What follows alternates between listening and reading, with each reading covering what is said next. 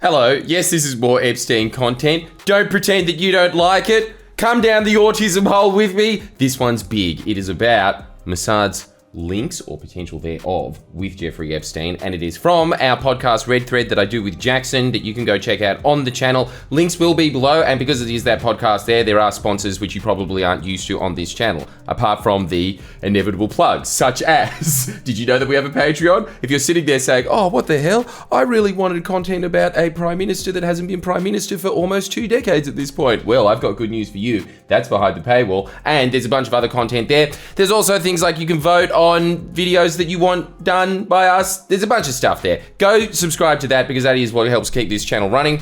In the meantime, I hope that you do enjoy this latest installment in the Epstein Files because I found this one to be extremely illuminating.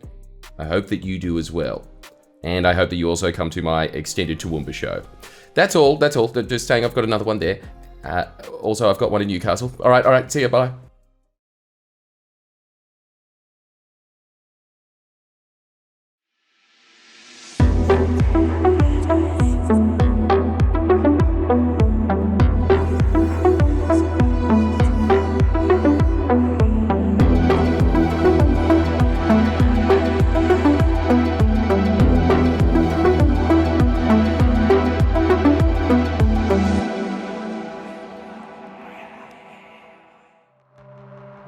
We've already spent a considerable amount of time covering Jeffrey Epstein and his case in extreme detail, attempting to consolidate as much information as possible to make as conclusive an opinion as we can in a situation with very little substantial public information available to us.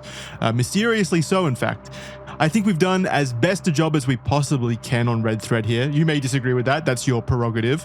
I will concede one criticism, however, and that's that we've admittedly sidestepped one particular Epstein conspiracy element for far too long now. The silence has been suspicious. Why? Well, it's because as soon as Jordan was brought on board, we've been bought and paid for by lobby groups across the board, of course. So, we're all cashed up over here because of Jordan's influence. He couldn't stop saying no to lobby groups. So that's why you may notice some inconsistencies here and there. No, yes. Of course, we're joking there. Jordan's a very honest boy. I'm an honest boy. But, everybody has their price. And as we all know on the internet, when it comes to conspiracy, all roads lead to Jerusalem. Yes, in reality, though, it's because this topic always necessitated a focused video on this one specific topic where we could lay out the information as directly as possible without having to divert attention to, other elements of the case, of the Jeffrey Epstein case. If you do want those other elements, they're of course available, including the case itself and the preceding cover-up. They're all available on Red Thread. You can listen to those. We've done 2 now. One about Donald Trump's involvement, potential involvement, as well as just the Epstein case in general. Those are both available. They're both vital watching material before diving deeper into this particular conspiracy. But this particular conspiracy is perhaps a conspiracy worth diving into. And what conspiracy is that? Well, it's the conspiracy that Jeffrey Epstein wasn't just a simple child predator. It wasn't even that he was connected to other powerful individuals who he would traffic underage children to in an expansive network of like-minded billionaire predators. This conspiracy is that Jeffrey Epstein is in fact an intelligence asset of Mossad, the intelligence arm itself of the state of Israel. So join us and let's get demonetized on this week's episode of Red Thread. Welcome, Jordan. Long little intro there. Welcome, Jackson. You excited about this week? I can't say I'm excited, but Not the right choice of words, no. I can say though, really? it has turned into a rather compelling rabbit hole to dive down into. Very interesting elements of this case that I think will surprise and intrigue a lot of people. I'm not going to say it's so compelling a case where it leaves very little doubt as to whether the claim is true or not, but I will say that there is enough elements in the story to make it worthwhile listening to. I think that's totally. Yes.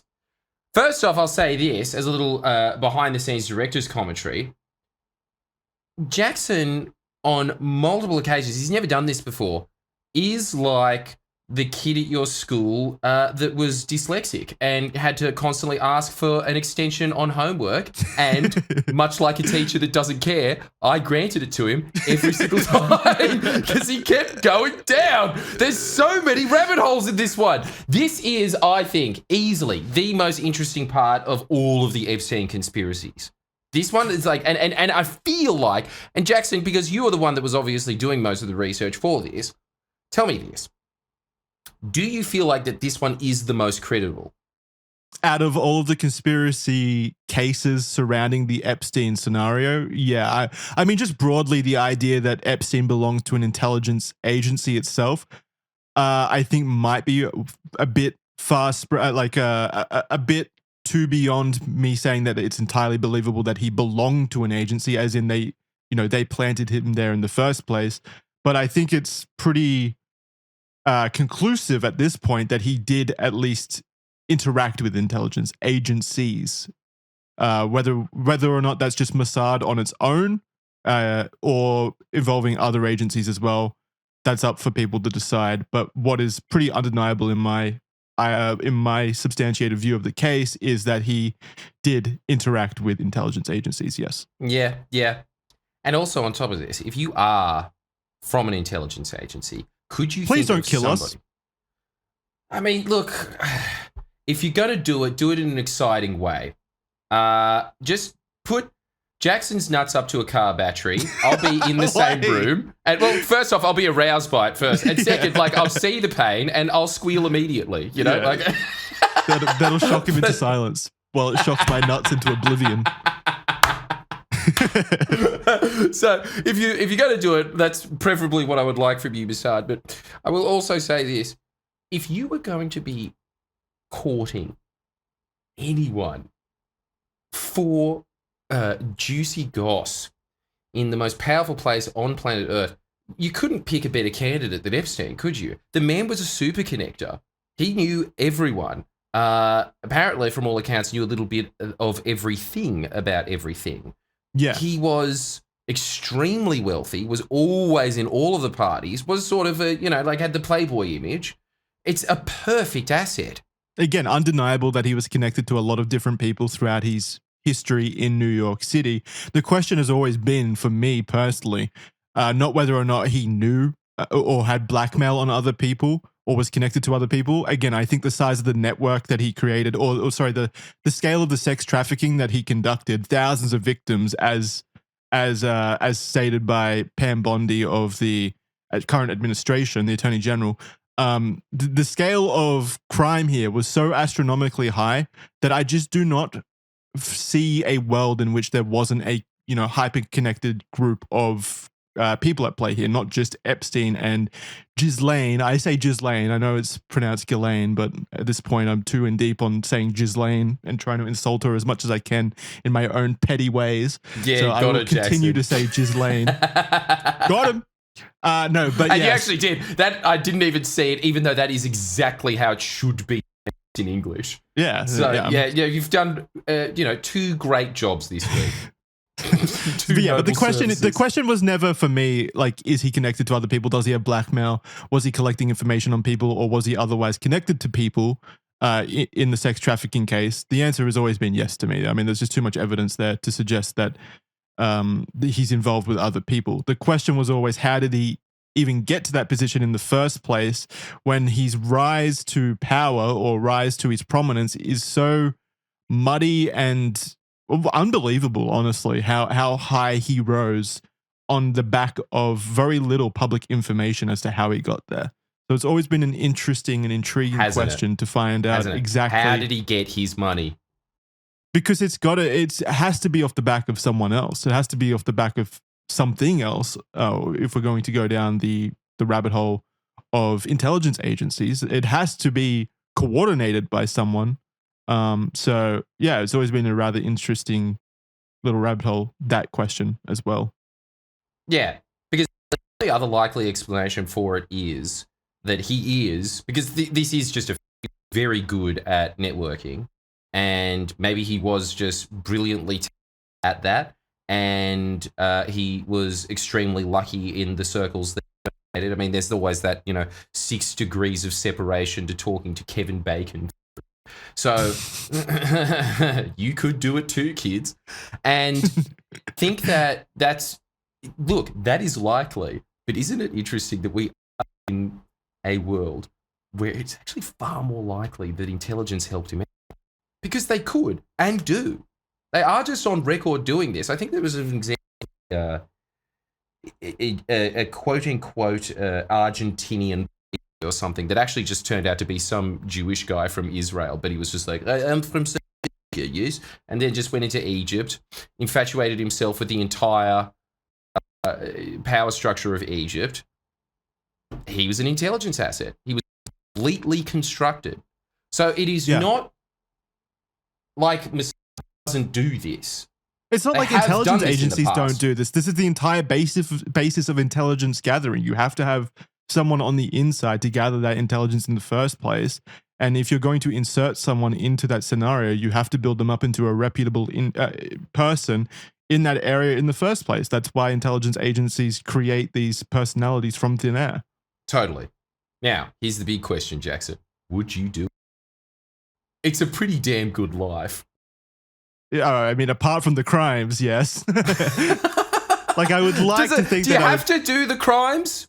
Yeah. Is that part of the deal, or is it like you can just sit there and rat on your friends?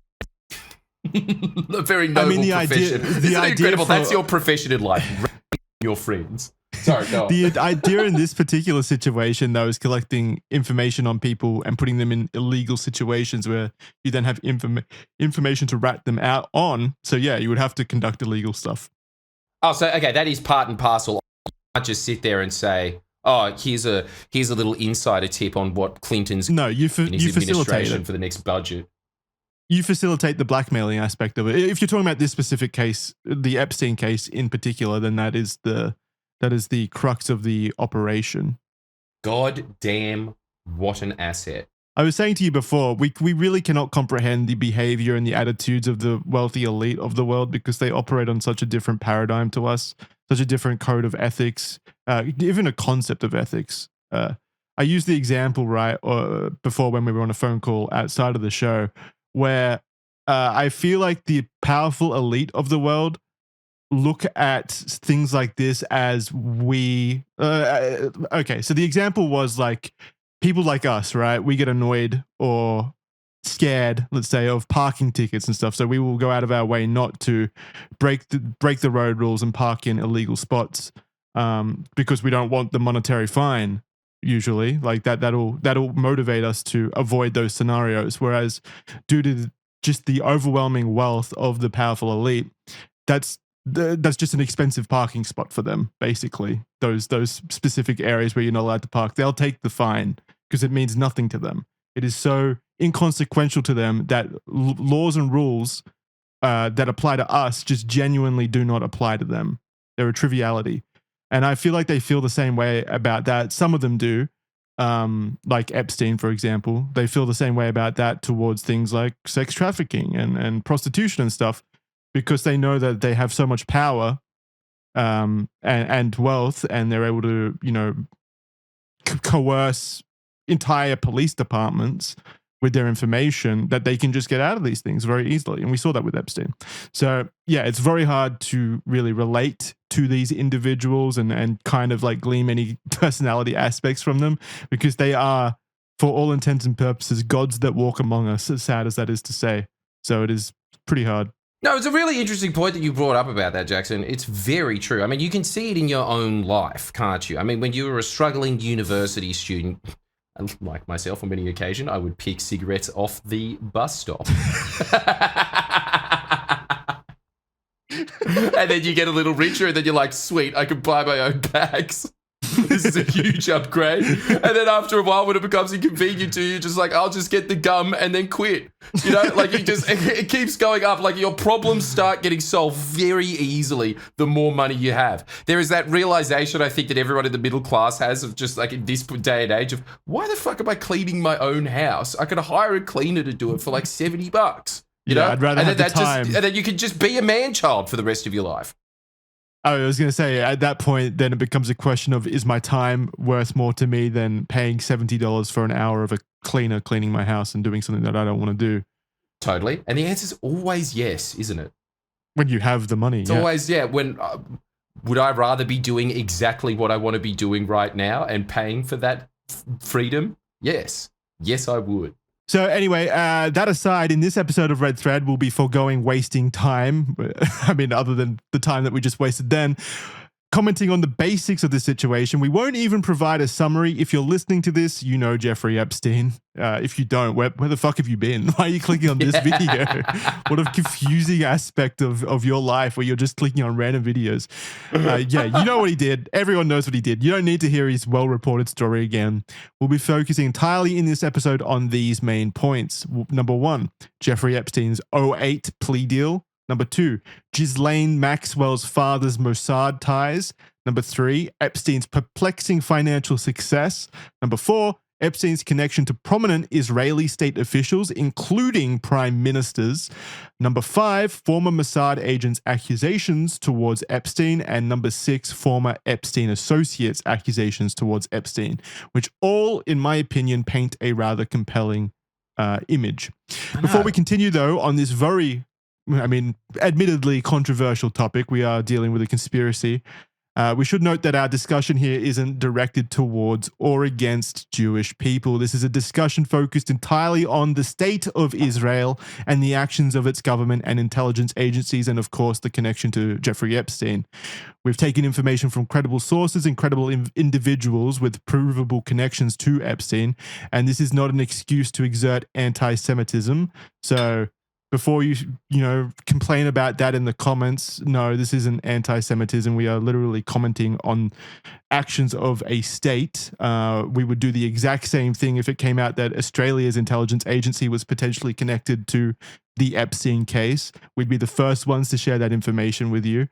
You can look at the information yourselves and come to your own conclusions. Everything is linked below in the show notes, so you can go read through the show notes, find our sources, read through those sources, verify them yourself, look into it yourself. You come to your own conclusion. That's what we always want on Red Thread. This is a discussion, and we take as much evidence as we can to determine our opinions and present our opinions, but ultimately the conclusion is up to you. So do your due diligence if this is something that interests you, and go read through the research. It's all linked in and sourced in the document attached to the episode. I think we've done a fairly good job at being as professional as we can in this situation, and as professional as we can given we are Red Thread and we are rather immature, let's say. So that's the best we can do. That's the best we can do, God damn it. Before we start, a quick word from our sponsors of this episode. As a man who spends a lot of time recording and researching things late at night, like right now at 5 a.m., I've got to keep my energy up, which I've historically found to be a pretty difficult task, actually. Something that probably a lot of you out there can relate to in this day and age. With all of the Epsteins out there running the world, it does feel pretty tiring. One thing that has helped me substantially in my pursuit of infinite energy, though, is AG1. Yeah, this bad boy contains 75 plus vitamins, minerals, probiotics, and superfoods that support your whole body. One scoop stirred into cold water downed each morning gets you the supplement boost that'll have you and your body feeling good. And for me, it kickstarts my day, and I've felt the energy uplift from the very moment that I've woken up from those many, many different nutrients that they cram into this bad boy.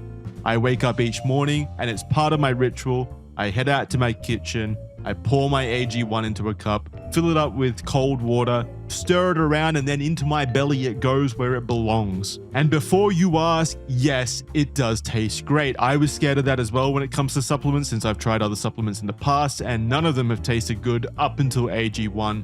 Very easy to take, no concerns or issues there. It's got the Jackson stamp of approval. In terms of its taste, texture, profile, it is beautiful. So start giving your body the nutrients it deserves. Just head to our link, drinkag1.com/redthread, to subscribe for less than $3 a day. If you use our link, you'll also get a free welcome kit with a shaker bottle, 5 AG1 travel packs, and more with your first purchase. That's drinkag1.com/redthread. Red Thread. That's the show. It's linked below. You will find the link below to go to the AG1 store where you can have a look at AG1 stuff. And yeah, I highly recommend you do, because it has been a giant benefit to my life at the moment, and it will continue to do so for a very long time. So thank you to AG1 for sponsoring this episode. And now, for the first time in Red Thread history, Jordan has something to share. Hey, remember the doctor's appointment that you forgot about until I mentioned it right now? Oh, that's right, you didn't go, did you? Shame on you. Now that rash will consume you and kill you like Google says that it will. Or, hey, maybe you want to book yourself a nice dental visit that you're supposed to do biannually, but let's be honest, guys, we do it bi-yearly. Hey, if you're in the same boat, because it's all too hard, I've got news for you. There is a brand new app, and it's free. It's called ZocDoc. It allows you to search and compare high-quality, in-network doctors that you can book an appointment for faster than this ad takes for you to consume. It even allows you to filter doctors that take your specific insurance, are near you, and are well rated for your specific ailment. Once you find the right doctor, all you have to do is see when they're available, and then obviously you show when you're available, and then beautiful things happen. You're booked in. It's that simple. I'm telling you, the next time that I have one of those rashes, and let's be honest, with my lifestyle, it's not going to be that long until I need to go and book this. But when I do, honestly, I am going to be using ZocDoc. So stop putting off those doctor's appointments that you know you should be attending. Go to ZocDoc.com/redthread and book an appointment for that doctor that you should be seeing right now. That is ZocDoc.com/redthread, ZocDoc.com/redthread. Thank you very much to the sponsors for making it possible. Really do appreciate you guys. Big thanks. We'll start now with the 2008 case and the sweetheart deal, which we've talked about in the past, but we're going to further elucidate a few points about this one because I do think it is important to the overall question.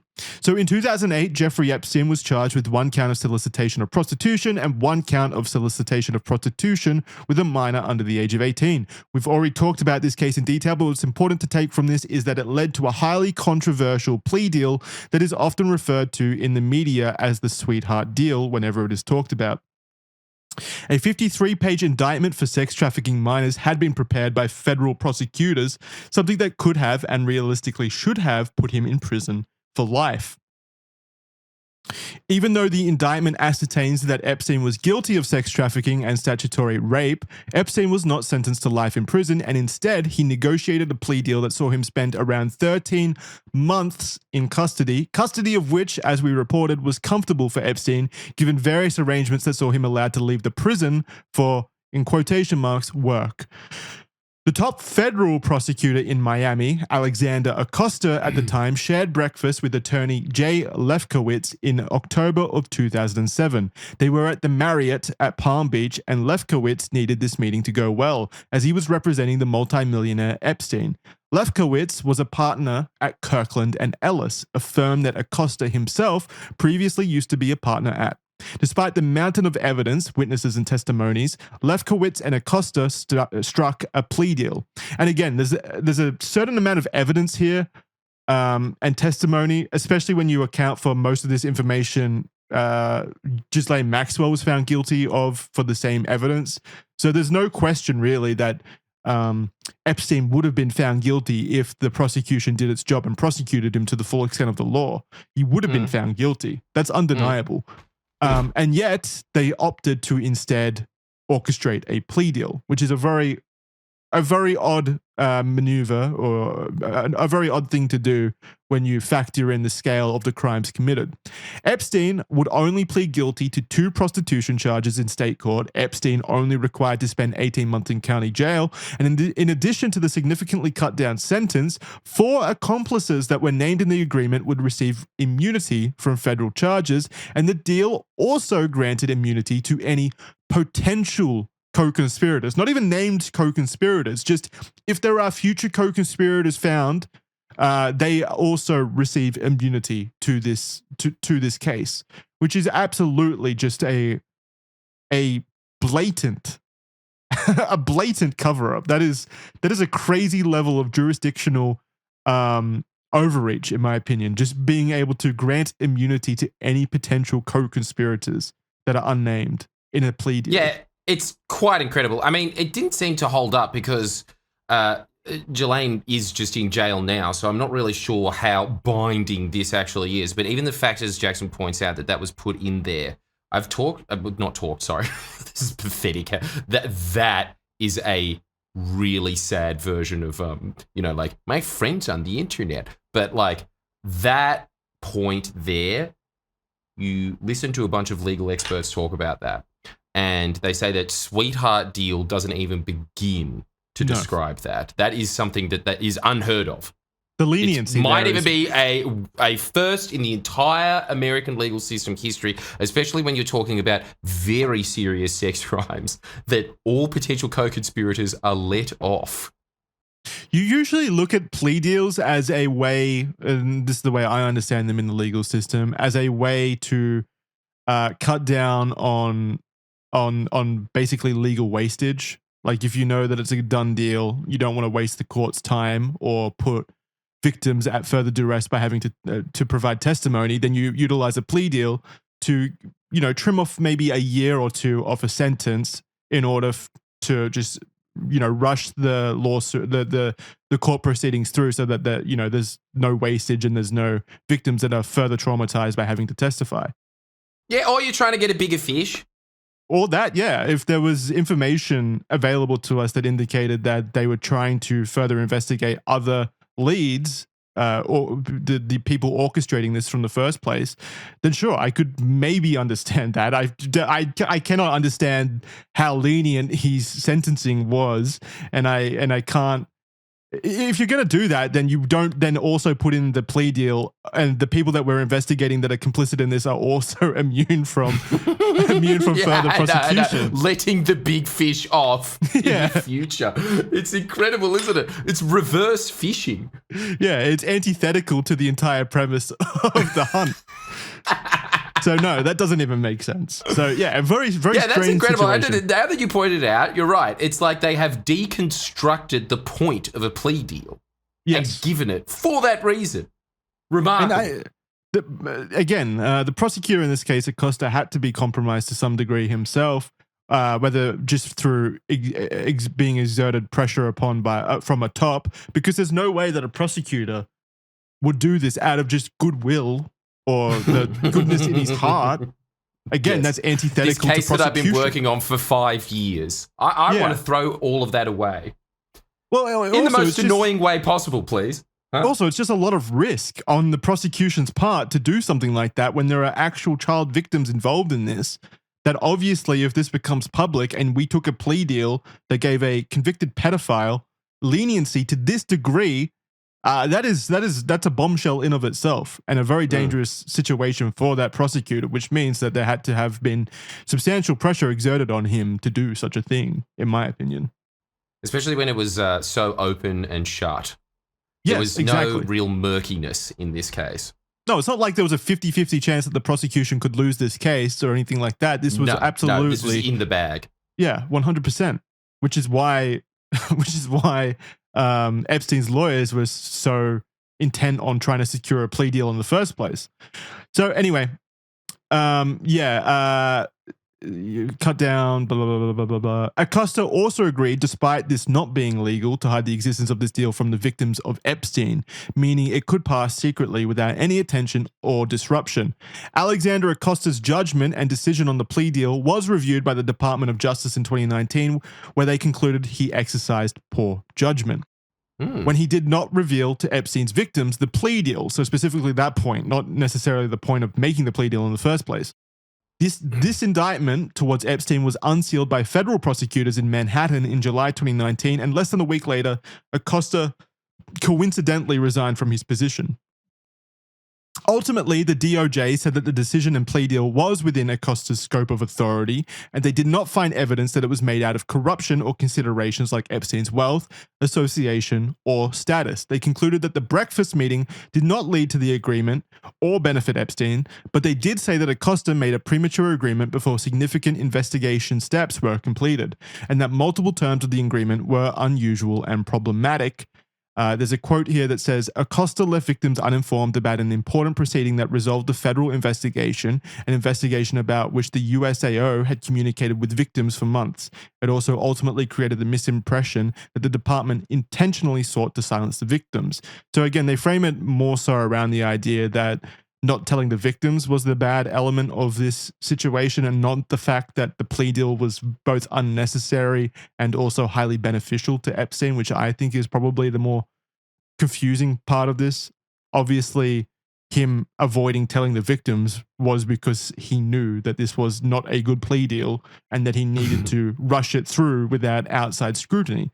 So the real foundational issue there is just the lack of quality in terms of the plea deal. Like, that's a bad plea deal. I don't know. It's something that every single time you read anybody talking about this, them saying that them just endlessly highlighting how truly unique this plea deal is, and the fact that really what he seemed to get was the same treatment that you would have for, financial crimes. That seems to be the case. Yeah, we're talking about sex trafficking a multitude of children. Yes, a multitude of children, which is very different to financial crimes. So the idea that he's kind of just getting special rich man treatment for this, it doesn't seem to explain the level of leniency that he is getting for this. Not even close. Not even close. It really, like, straight off the bat, before we even get to the famous quote, you can sense that there is something very special and peculiar about Mr. Epstein. What a wonderful way of putting it. The Curious Case of Mr. Epstein. Sounds like a movie from the 2000s. Doesn't it? Yeah, a children's movie. How fitting. How fitting. So you may be wondering why Acosta, the lead state prosecutor, would back off a high-profile case like this of the multi-millionaire socialite with substantial evidence indicating he was actively sex trafficking children for decades up until this point. Luckily, we have an indication as to why in the reported testimony from Acosta himself. When asked during an interview for the Labor Secretary job under Donald Trump's first administration if the so-called Epstein case was going to cause a problem for confirmation hearings, Acosta explained that he had been told to back off from the prosecution. The central reason we bring this particular point up in this episode is due to his quote, the now famous quote, "I was told Epstein belonged to intelligence and to leave it alone." Damn. I mean, that is self. Damn. Every time I hear that, it's so blatant. Man, this is how you lose your mind and become insane and do become a conspiracy nut. As soon as you start focusing on intelligence agencies, because look, your entire job, essentially, as you pointed out, is sort of like an information merchant. On top of that, the second point of being like in the information industry is hiding the fact that you know this information. It is just endless secrecy amongst themselves. It must be an infuriating and scary place to be, even if you're like professionally in there, right? Like even if you just work at the CIA, walk in every day in your business suit, everyone there is trained in the art of espionage and intrigue. It must just be like living in a 1700s aristocratic palace in Europe on steroids, because it's actually their job to behave like that. Does anyone at all assign any kind of ethics or morals to these intelligence agencies? Because for some reason, people think that it's so unbelievable that an intelligence agency is involved in this particular case, when in fact, intelligence agencies have done things like this since their inception.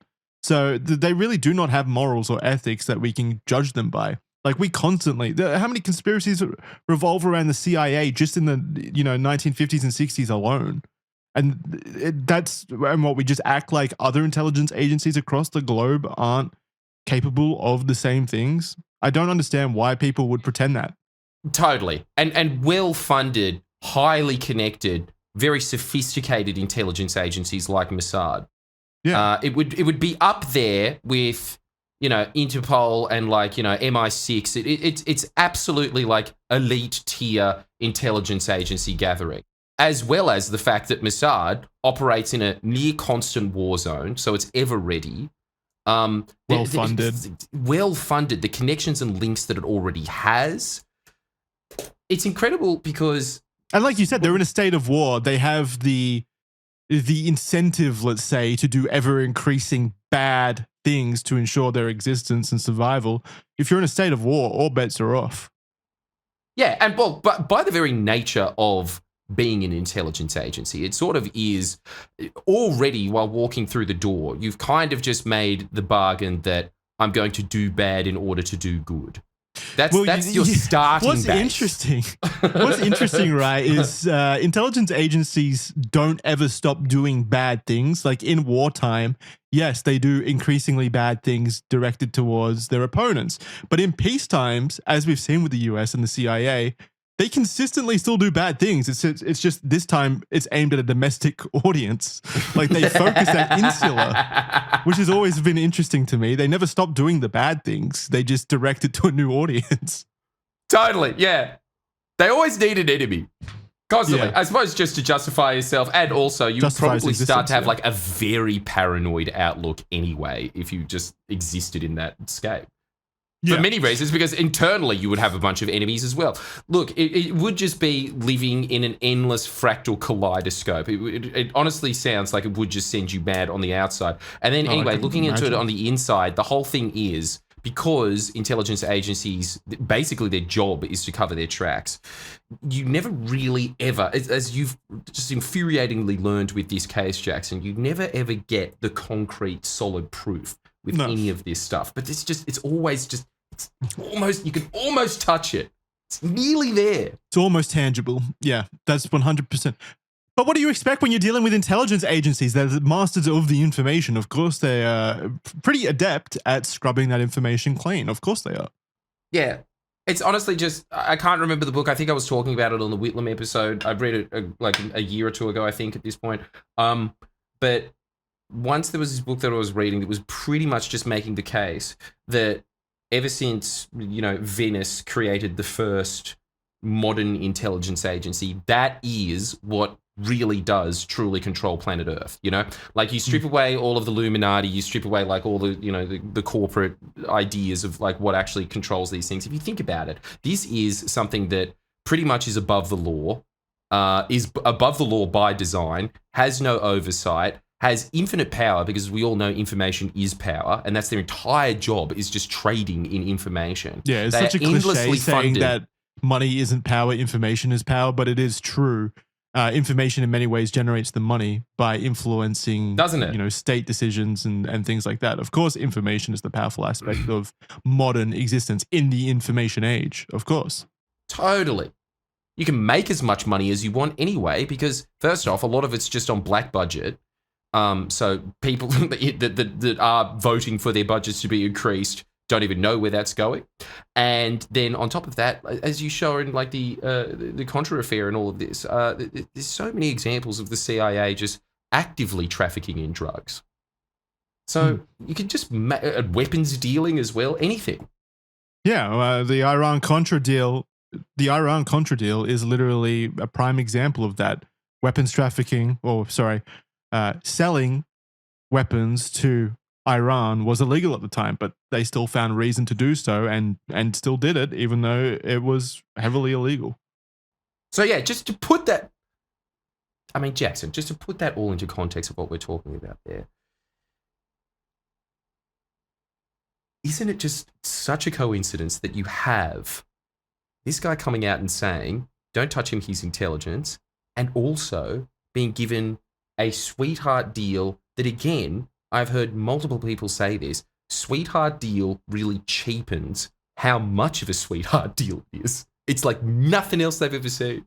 Yeah. Anyway. It's too convenient. It's way too convenient. Yeah.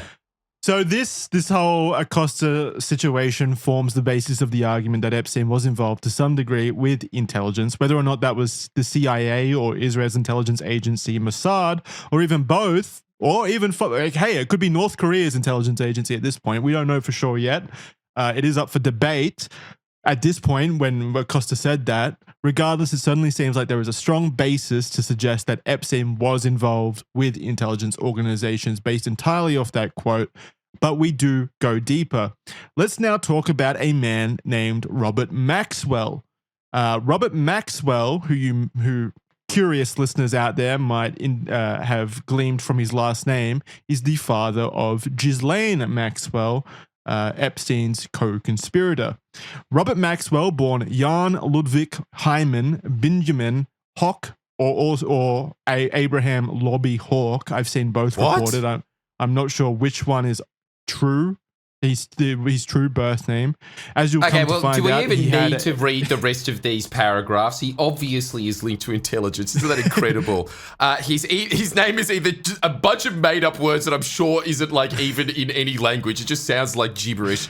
Jan Ludwig Hyman Binyam Hawk, or possibly Abraham Lobby Hawk. It's either the most made-up name or the most American name. Which one is it? I don't know. It's so funny. You'll find out with this guy, he has a lot of different names throughout history, which is a rather compelling indication that he may or may not be a intelligence asset himself. Because, Jackson, I'm assuming that your name also isn't like Baron von Ludwig van der Berg III, right? Like, you just have Jackson on the birth certificate. I don't know anyone else that's like, oh, you can also call me these 6 names as well if you like. It's never a good sign when you're obfuscating your identity to that degree. So he was the father of convicted sex offender Ghislaine Maxwell, who herself was Epstein's long-term girlfriend. He was born in Czechoslovakia, now Ukraine, in 1923 to a poor Yiddish-speaking Orthodox Jewish family. At the age of 12, he joined what is known as the B'tar movement, which was a Jewish Zionist movement. I say was, it still is. They're still pretty prominent now to this day. Also, he had aspirations fairly early on of becoming a rabbi, from what I understand. His parents wanted that of him. It didn't come to fruition due to, obviously, what was happening in the world at the time. Life was disrupted as a teenager due to World War II, with Robert hiding his Jewish identity and enlisting in the Hungarian resistance, working as a spy. He was captured and put into a windowless cell for months before escaping on the way to his show trail, which would have been his death sentence. He went on to join the French Foreign Legion and moved to Liverpool, England. During this time, his family was sent to Auschwitz and did not survive. Robert changed his name many times before landing on Ian Robert Maxwell. In fact, even when he found his way to England, he went by the name Ivan Leslie du Maurier, like a French name. Ivan Leslie du Maurier and Leslie Jones, so 2 different names, before eventually landing on Robert Maxwell when he married Elizabeth Maynard in France. In the 1940s, British intelligence agencies tasked Maxwell with acting as a liaison officer with Russia, like liaising between the 2 countries. He was directed to partner with a German publisher under the act of selling scientific journals that were previously published under the Third Reich. However, in 1951, Maxwell took ownership of that very German publisher, Butterworth Springer, which he quickly changed to Pergamon Press. This action is presumed to be motivated and funded by an MI6 operation that was itself funded by Sir Charles Hambro, who himself was a director of the Bank of England. So already immediately with Robert Maxwell, we have a life of espionage funded by intelligence agencies who themselves were funded by big banking institutions in England. So already a lot of big money is involved in Robert Maxwell's life. A lot of espionage is already involved in Robert Maxwell's life. He is, for all intents and purposes, already an intelligence asset at this time. Look, you got to say, as I was saying at the beginning of this already, look, I know that we're probably going to get into some pretty heavy stuff, probably 2 sentences after I say this, but Jackson, come on. It's a cool life. Holy hell. He's done so much. Being a spy sounds cool. I just don't like the idea of being a spy to be a pedophile as well. Like the spy who shagged me. Yeah, that element. That one. Hey, the spy that shagged me is cool. I don't like when that it's like part. when it's with like sexy adult women. When it's like bad stuff, yeah, I don't know why they had to make it not cool. Dude, I think go back and watch it. Go back and watch The Spy Who Shagged Me. This might be the most controversial opinion I put out of this episode, but honestly, I think it's almost as egregious as Epstein's life. It's really not that good of a film. It's really like quite boring. What? Yeah, man. I'm sorry. I'm putting it out there. It's just, it was very sick when you were 12, and then you go back and you look at it as an adult, and you're like, it's all just boner humor. Oh no, that one was good. You know? Yeah, nothing ever stands up to your 12-year-old brain. Your 12-year-old self never does. That's so sad. Chasing that high. But look, totally. Yeah, Jesus, that is just how our economy works these days, isn't it? Just nostalgia. Chasing the dragon. But it's just this guy already has lived so many lives on so many levels. It's just endless thrills. Yeah, our lives. I thought that honestly, maybe it's just. That our lives are so boring in comparison. Boring. They really are. Like most people from the 40s, 30s. Stuff was happening back then. Bad stuff, yes, but stuff was happening. Yeah, maybe just being a spy now is you hired by Pepsi to just watch Coke vans move out of factories. Well, I was going to say being a spy now is probably literally just doing a 9-to-5 cubicle job. It's not very sexy, probably. All right. Okay. Yeah. All right. We missed the boat. Yeah. It's over. They made spying lame. Yeah. Damn you, woke government. All right. So after then being tasked to replicate this strategy in Russia, British intelligence began to become suspicious of Maxwell and his allegiances. The British Foreign Office, in files declassified in 2003, were able to confirm that Maxwell was funded by Russia. Maxwell himself was funded by Russia. The KGB, which was the Soviet Union's intelligence arm, also did eventually confirm that he was affiliated with the KGB, but even they were unsure of where Maxwell's true allegiances were. When it was discovered that Maxwell had smuggled aircraft parts during the 1948 war that led to the creation of the State of Israel, it became clear to those in the intelligence communities that Maxwell was a Zionist that was affiliated with Mossad, which makes sense considering, his early affiliation with Jewish Zionist movements like the B'atar movement, as well as just his upbringing and stuff. Of course, it does make sense.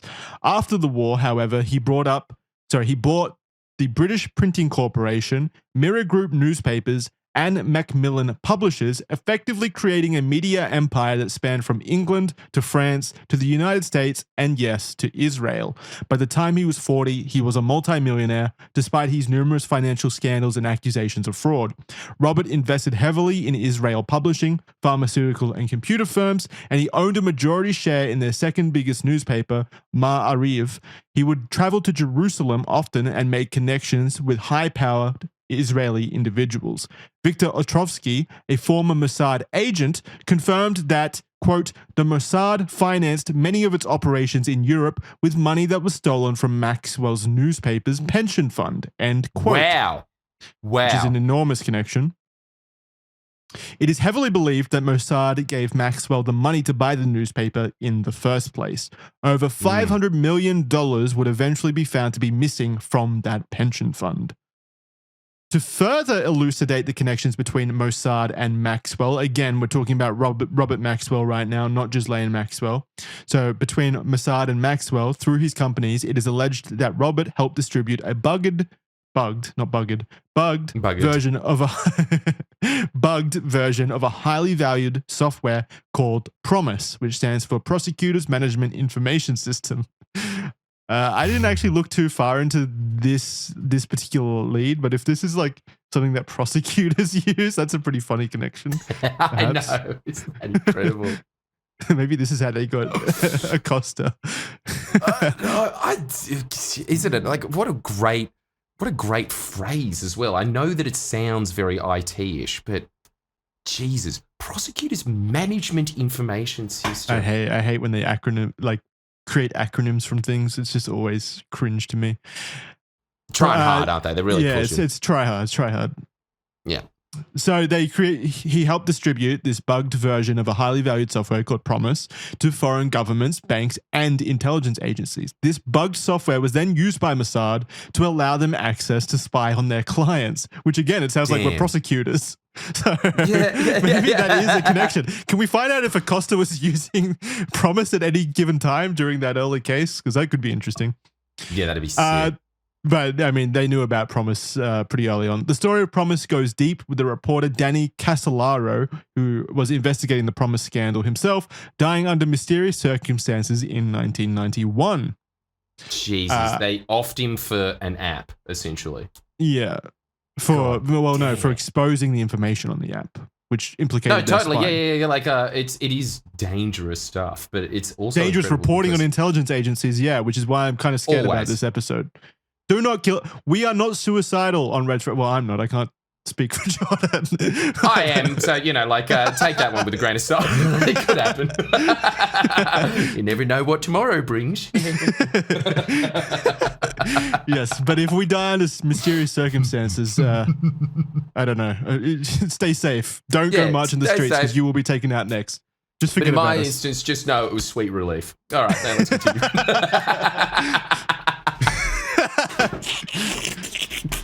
Mossad's doing Jordan a favor. So he was also accused of being tied to the Mossad abduction of Mordecai Vanunu, a former nuclear technician and peace activist who revealed to the world the extent of Israel's nuclear weapons programs to British media. So Mordecai was lured to Italy by Mossad, where he was then abducted and taken back to Israel, where he faced a closed-door trial and sentenced to 18 years in prison, which for those keeping track, that's 18 times the amount that Jeffrey Epstein was in prison to. God damn. Sex trafficking children. 11 of these he served in solitary confinement, so he wasn't, allowed out to go work on things like Jeffrey Epstein was as well.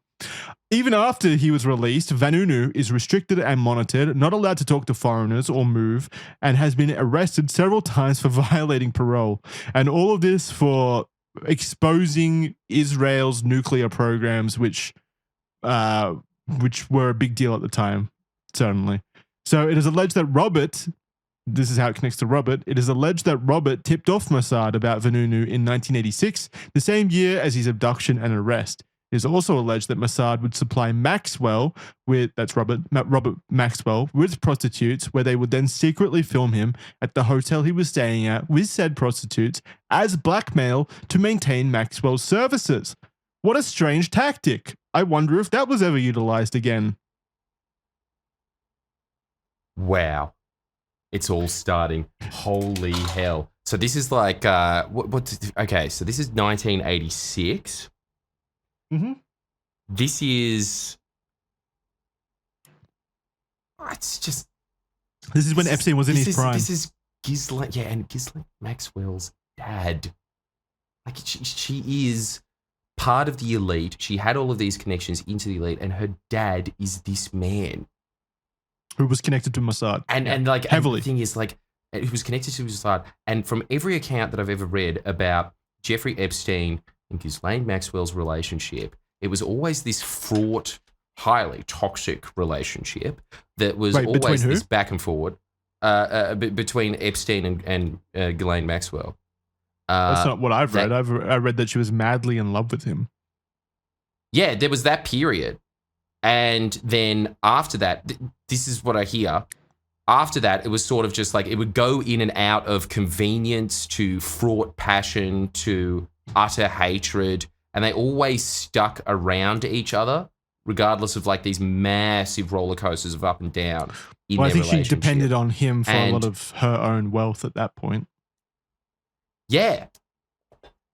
Yeah, but why does he want to stick around? As we all know, he was a massive playboy.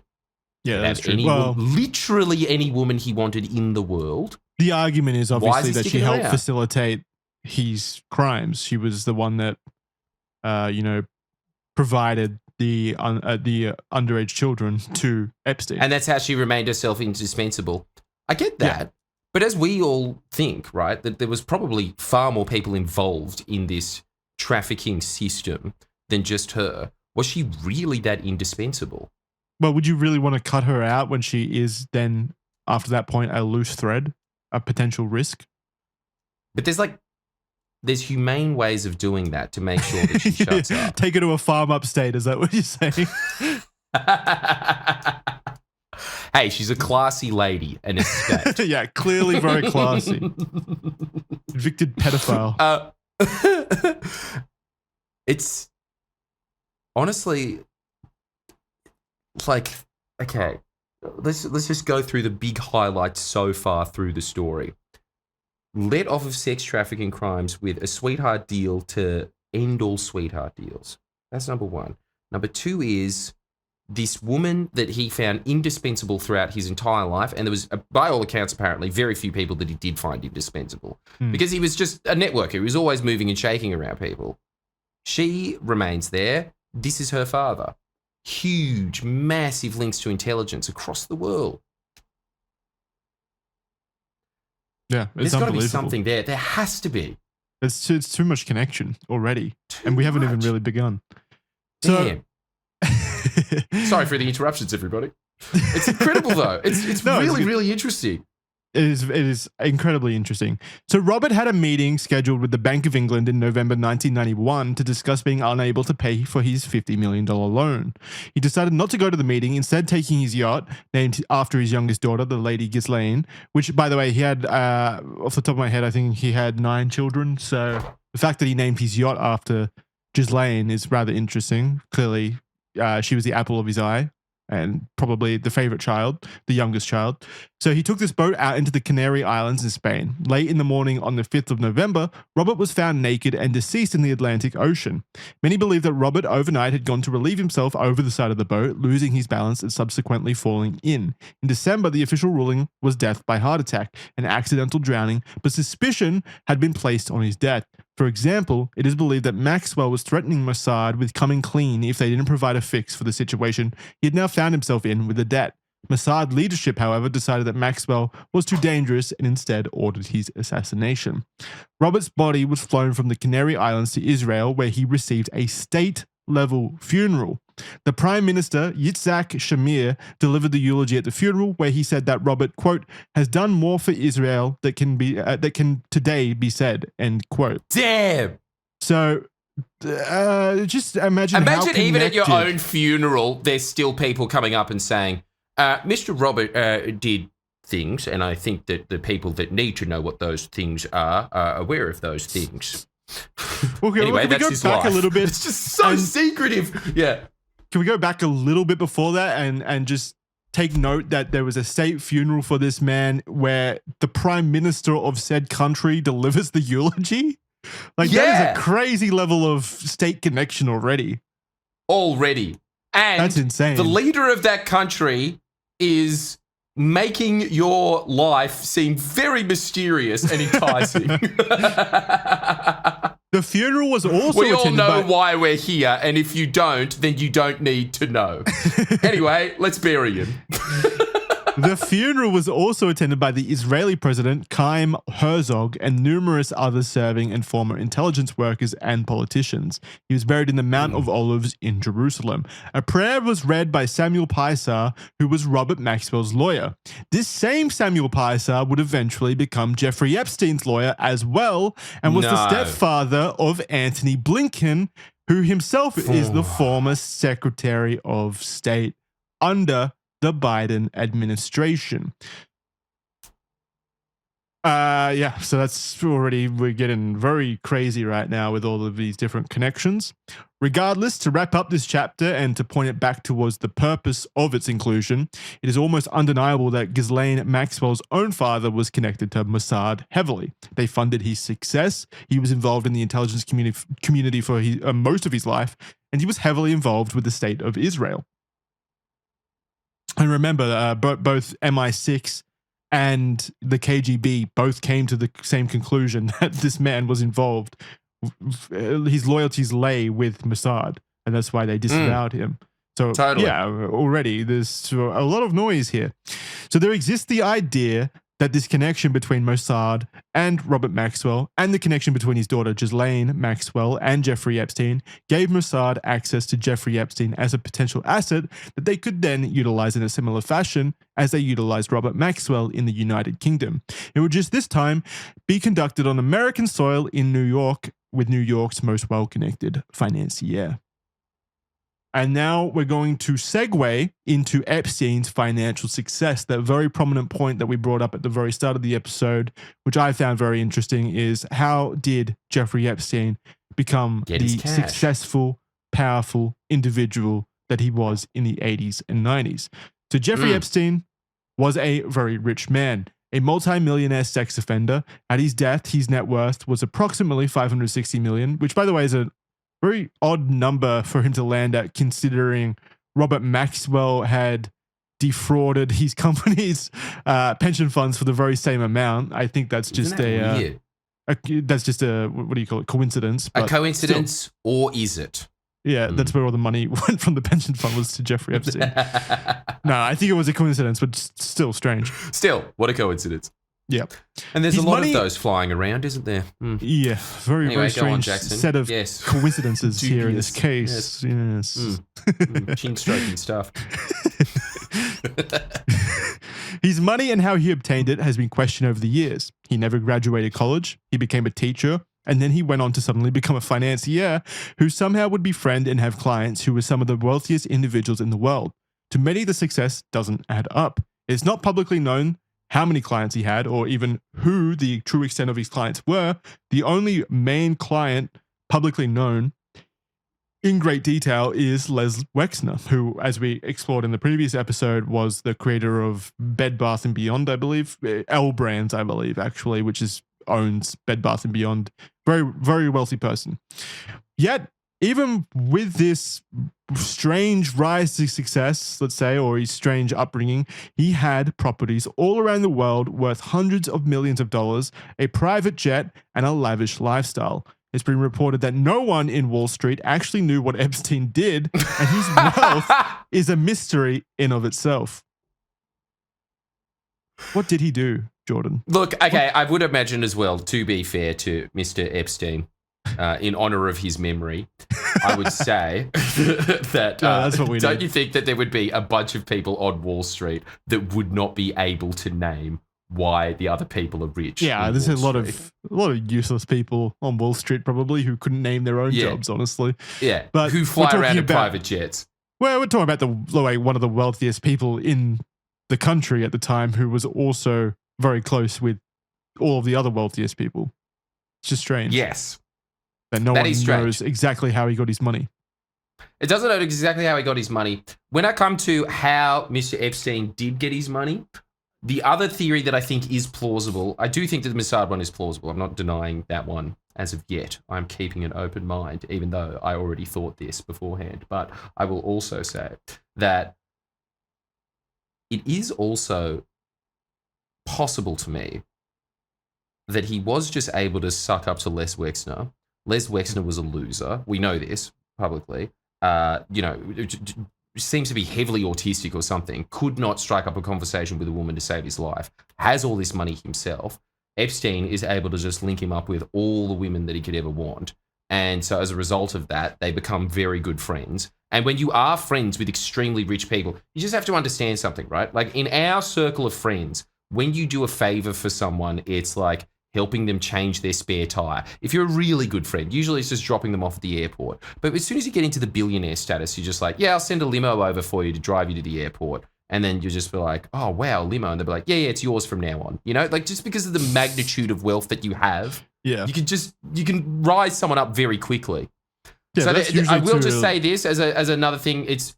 I think it is also possible that he just made his money because he's really, like, when you get into those circles, that in itself is just the value, just knowing these people, you know? Yeah, I get that, except the scale of his wealth isn't just like a limo ride here and there. It is literally the same as Leslie Wexner. Yeah, it's not one of those many guys that seem to hang around Jake Paul and Logan Paul when they're filming vlogs and have hats backwards. And it's like, I'm sure they've got a room in the mansion. There's some perks. This is more deep than that, I think. But Yeah. it's totally a possibility that he did just mosey up to very wealthy people and they they paid him handsomely for that. I don't know. Service. I don't know. So there were a few theories that have surfaced surrounding Epstein's financial wealth, like running a blackmail operation against powerful individuals complicit in his crimes, having evidence of these elite individuals through surveillance in his homes, where he would then blackmail them for large amounts of money, not dissimilar to Mossad's tactics with Maxwell and the prostitutes. Most relevant to this episode, however, is the idea that intelligence agencies funded and controlled the blackmail operation conducted by Jeffrey Epstein, and that he was afforded his lifestyle by the graces of those intelligence agencies. And again, the intelligence agencies themselves propped up Robert Maxwell in the same way. Remember, they gave him the money to basically buy his publishing empire so that they in themselves were, or they had the man inside the public media, basically controlling the dissemination of information. It's not, again, it's not unbelievable to think that the intelligence agencies do just spend a lot of money propping up these people in these industries so that they can be an asset of theirs. 100% it's not. It's totally believable. I mean, if you're doing it to the media, I suppose the media does have its own special powers. If it was a magic card, it would be pretty OP. But Wall Street as well, who'd have guessed, is quite powerful. So it's totally likely that they're doing it. Mm-hmm. So this has also been thrust back into major spotlight after Tucker Carlson, in a recent speech, said, quote, "The real question was, why is he doing this on whose behalf and where was the money coming from? I think the real answer is Jeffrey Epstein was working on behalf of intel services, probably not American. That foreign government is Israel," end quote. This belief is because Epstein had potential ties to Mossad through Robert Maxwell, and he also became close to Prime Minister Ehud Barak, meeting numerous times throughout the 2000s. Barak would fly on Epstein's private jet and involve other high-profile individuals in Israel. And this is a quote from former Israel Prime Minister Naftali Bennett, which is a very recent quote, distancing the country, the state, from Epstein. Quote, "As a former Israeli prime minister, with the Mossad having reported directly to me, I say to you with 100% certainty, the accusation that Jeffrey Epstein somehow works for Israel or the Mossad running a blackmail ring is categorically and totally false. This accusation is a lie being peddled by prominent online personalities such as Tucker Carlson, pretending they know things that they don't," end quote. Which again is would say that. Yeah, I mean, of course, the state who's being accused of this, and the intelligence arm that is being accused of this would throw their hands up and say, "Nuh-uh, of course." But I do have to also say that it is, of course, a possibility that Israel is not involved in this. Personally, I don't buy it, but that's up to you to decide at home if you believe former Israeli Prime Minister Naftali Bennett or not. That's up to you. If you're wondering how this connection between Israel, Mossad, and Jeffrey Epstein was fostered, the obvious link is with Robert Maxwell and his daughter Ghislaine.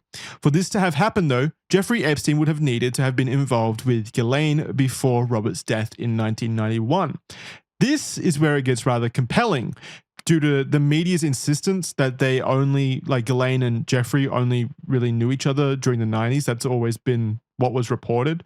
However, a former intelligence agent by the name of Ari Ben-Menashe claims that he had several meetings with Jeffrey Epstein in Robert Maxwell's office during the 80s. Ari Ben-Menashe was himself a former Mossad agent who was arrested and imprisoned in America for actions he undertook in his role as a Mossad agent. He was then acquitted from the crimes when a jury accepted, on review of evidence, that he had acted on behalf of Israel as an Israeli agent. In 1992, as well, Moshe Habroni, himself the deputy director of the Military Intelligence Directorate of Israel, so again, the intelligence arm of Israel, told a journalist that Menashe had worked directly with him. This is all to say that Ari Ben-Menashe is a credible witness, and it's extremely interesting that he has alleged that Robert Maxwell and Jeffrey Epstein were connected. So we've established that Robert Maxwell and Mossad are connected. And now we've also kind of established, I mean, I guess you can still claim that Ari Ben-Menashe is lying, perhaps for some reason, but I believe he's a credible witness. We've established through Ari Ben-Menashe that Epstein and Robert Maxwell are connected. So if we're using the what is it, the seven degrees of separation from Bacon or whatever it is, Kevin Bacon? Yeah. What is it? Yeah, you're down to 2, baby. Yeah, we're down You're to down 2 to 2 directly. degrees from bringing home the bacon. Exactly. That's pretty incredible already. And look, Jackson has names, he has numbers, and he is kicking ass, and we are only halfway through. Look, at this point, it's a foregone conclusion. Now, I do understand that I already had this conclusion in my mind before. Yeah, this is confirmation bias. They're a very easy target But it really audience. doesn't make me think if I think about it. It's truly, this is a piece of information that I've never heard before, actually. The fact that they've already just linked, oh my God. From a credible source who himself was a agent of Mossad who was acquitted from crimes when a jury accepted that he had acted as an agent on behalf of Israel. Yeah, so I believe, if I recall correctly, the evidence they saw were things like fake passports, showing that he had been around to different parts of the world that Mossad was active in at the time on operations, things like that. So he confirmed to a jury who decided to agree to the fact that he was a Mossad agent. That's enough. And again, the former deputy director of the Military Intelligence Directorate of Israel, Moshe Habroni, also told a journalist that Ari Ben-Menashe was an agent of Mossad and had worked with him previously. So, yeah, I believe he is a credible witness here. And he did say that Robert Maxwell and Jeffrey Epstein had met, which is something that isn't really widely reported a lot of the times. It's kind of debatable or debated, but it does seem like they were connected at some point. And in fact, I wonder if it's to the point where Robert and Epstein met first. Robert and Jeffrey Epstein met first, and then he was introduced to Ghislaine Maxwell. Wow. Okay. So, because you're kind of right, man. Like the timeline could, it really could fit like this. And so you sort of think then that Ghislaine Maxwell is sort of, I guess, really, she is acting the same way that medieval princesses used to act, sort of as this permanent ambassador to a foreign king that is there, that sort of does just keep an eye on what that king is doing and reports back to the king. I think it's more simple, probably, that they just met through her father and she fell madly in love with him, which is what's generally reported. I'll continue because it might provide more information for you to base your fair enough. Wild accusations of medieval princesses and stuff off of. Okay, so they didn't exist. Yeah. See, we're not even just we're not just peddling conspiracies here, all right? We're disproving them. The Middle Ages is a lie. We'll continue on. So furthermore, in a 2019 interview with Zev Shalev in a podcast called Narrative, Ari Ben-Menashe claimed that Epstein and Ghislaine Maxwell were romantically involved in the 80s when Ben-Menashe had met Epstein in Robert Maxwell's offices. So again, Ben-Menashe has cited specific meetings in Robert Maxwell's own offices with Jeffrey Epstein. I mean, the connection is undeniable. On top of that, in the same interview, Ari Ben-Menashe claims that Ghislaine Maxwell and Jeffrey Epstein, quote, got involved with Israeli intelligence together, end quote. Ben-Menashe continued when asked what he thought their involvement was with Israeli intelligence, quote, these guys were seen as agents. They weren't really competent to do very much, and so they found a niche for themselves, blackmailing American and other political figures for the Israelis, end quote. Shit. Sorry, man. Like, it's just every paragraph it's like a bomb going off in my mind. But it really is. You're really dropping nickels and dimes. Again, this entire part is based off the credibility of Ari Ben-Menashe. And of course, you can assassinate his character if you so choose to. But when you add in his testimony with all of the other eyewitness accounts, as well as all of the other connections that we've already made, I don't see any reason personally to discredit his credibility in this particular case, especially since he has more than enough history and other eyewitnesses to back up his claims about his own credibility in that he was a former Mossad agent. So totally, and his story sort of acts like, I don't know, cement going into grooves. It really seems to just pave over a bunch of other cracks. It's like that was beautiful. It smooths it out. Oh, was it? Thank you, because I was just very good. I don't know. metaphor. I had a meeting with a builder today, so I think that's pretty much fine. You're still thinking about that. Yeah. Still thinking about the construction So that's what project. a cement mixer looks like. Yeah. Still trying to figure out the conspiracy of cement. Figure out how that stuff works. Don't worry, I don't know either.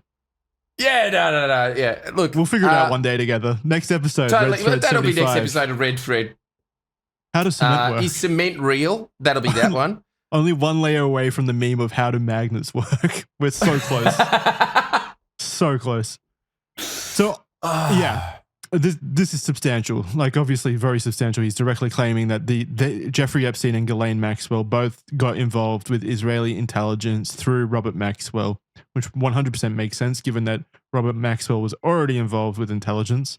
And because they weren't very competent people, by the sounds of it, from Ari Ben Menashe's kind of purview of the situation, they decided that blackmailing wealthy Americans and gathering information on them was probably the best use of their time, as opposed to other forms of intelligence gathering.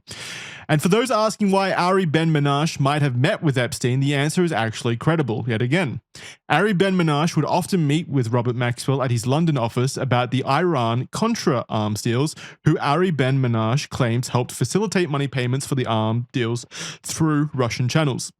So he claims that how would you explain the Iran-Contra deal for people that don't know? Basically, it was made illegal to sell weapons to Iran from the US government, but there was a scandal, right, where it was Reagan, right? I think it was Reagan. Yeah. Who basically ignored those laws and still sent through the arms deals to Iran in order to collect money that would then be used to fund a resistance to communism in Nicaragua. But basically, to facilitate that arms deal, they needed intermediaries, which is where Israel, Russia, and other affiliated groups come in who handle the money and handle the weapons, so that basically America can launder themselves of that situation. And that's where these individuals come into play, because as we established previously, right, Robert Maxwell was connected to some degree to Russian individuals, oligarchs, for example. He was, a lot of his early career was spent in Russia and Eastern Germany. So he had these connections. So he likely, from credible sources, was involved in the Iran-Contra deals. So all of the players on the board here between Robert Maxwell and Ari Ben Menashe and Jeffrey Epstein were involved to some degree in the Iran-Contra scandal. Robert Maxwell was an intermediary between Russia and Israel and was working with Mossad. Ari Ben Menashe himself was involved with the Iran-Contra affair and was working with Mossad at the time. I believe there was something called, I want to say, Operation Sunset that he was involved in that was vaguely, loosely connected to the Iran-Contra scandal. I think it was Operation Sunset. I don't have it in the document right here, but there was some form of operation that he was involved with that we have documentation for that indicates and have established in the previous episode that even if it wasn't called Operation Sunset, it would have had a cool name. Yeah, of course. Jackson, ever since you said that, I haven't stopped thinking about that. Yeah, absolutely right. It's a primary, most of an operation skill. Yeah, it's primary. It's got to be part of the. It's got to be part of the operation oversight. You got to have a cool name. Yeah. It's just the same as being a writer for the Telegraph, I guess is the worst way to write it, and then like your headline having to be something like the clown in chief, and then having a picture of Anthony Albanese as a clown sitting next in the White House or something like that. Like that is a real necessary skill that you need to have to be part of intelligence agencies. You got to come up with cool names that people can latch onto. Yep. Which might honestly be bad for intelligence agencies, because you want names that fly under the radar actually and not be so cool. I know it's very counterintuitive, but it seems to be one of the very few traditions that they will hold on to. Yeah, they can't stop the ego. And I fully understand why. Totally. Yeah, so Ari Ben-Menashe was involved with the Iran-Contra affair and was working with Mossad. And one of Jeffrey Epstein's clients at the time was Saudi Arabian businessman Adnan Khashoggi, who himself was a middleman in the transfer of weapons from Israel to Iran. As such, in the 1980s, Epstein traveled multiple times between the United States, Europe, and the Middle East, and it's absolutely believable, and in fact credible, that in these operations, the three figures that Ari Ben-Menashe claims would have met at those London offices, himself included, did in fact meet. So completely believable considering they were all working together to facilitate arms deals. 100%. If true, it certainly seems like Epstein did have a relationship with Robert Maxwell. Whether they met through the Iran-Contra conversations or through his daughter Ghislaine is debatable, but that's irrelevant when we're simply investigating the connection existing in the first place. Jeffrey Epstein routinely met with Mossad-affiliated agents in the 80s and shortly thereafter began a relationship with his daughter, Robert Maxwell's daughter, where they would both be said to have also been acting as agents of Israel's intelligence agency. And so, as we know from previous strategy of that intelligence agency, they are able to propel individuals they see as being useful and worthwhile up that very attractive social ladder that leads only to extreme wealth, which might explain, if the arm deals and stuff like that don't explain how Epstein was able to amass quite a significant wealth, then obviously being very connected to Mossad and other people like Robert Maxwell certainly would have helped in that way, right? Yes, definitely. Damn. So that is all to say that the answer to the question of Epstein's financial success could be the very same answer to the question of Robert Maxwell's financial success. It was guaranteed. Leslie Wexner, Epstein's most prominent client, was also Jewish, which could be some form of a connection, but I don't know about that part. Like, that's just, he probably had a lot of clients at that point where Leslie Wexner came in the 90s, I believe, so I'm not sure. But maybe Mossad facilitated the connection between Leslie Wexner as well as Jeffrey Epstein. I guess that would be the insinuation there. Yes. We touched on Epstein being close with Ehud Barak. Apparently, they first met in 2003 when they were introduced by Simon Peres, a former Israeli prime minister. Though he said he was unaware of Epstein's illegal crimes, he met with him at least around 30 times after 2008, when Epstein was convicted as a sex offender, at one point meeting early every month for a year. Barak said that he knew Epstein had been charged with prostitution, but the indictment did not say they were underage.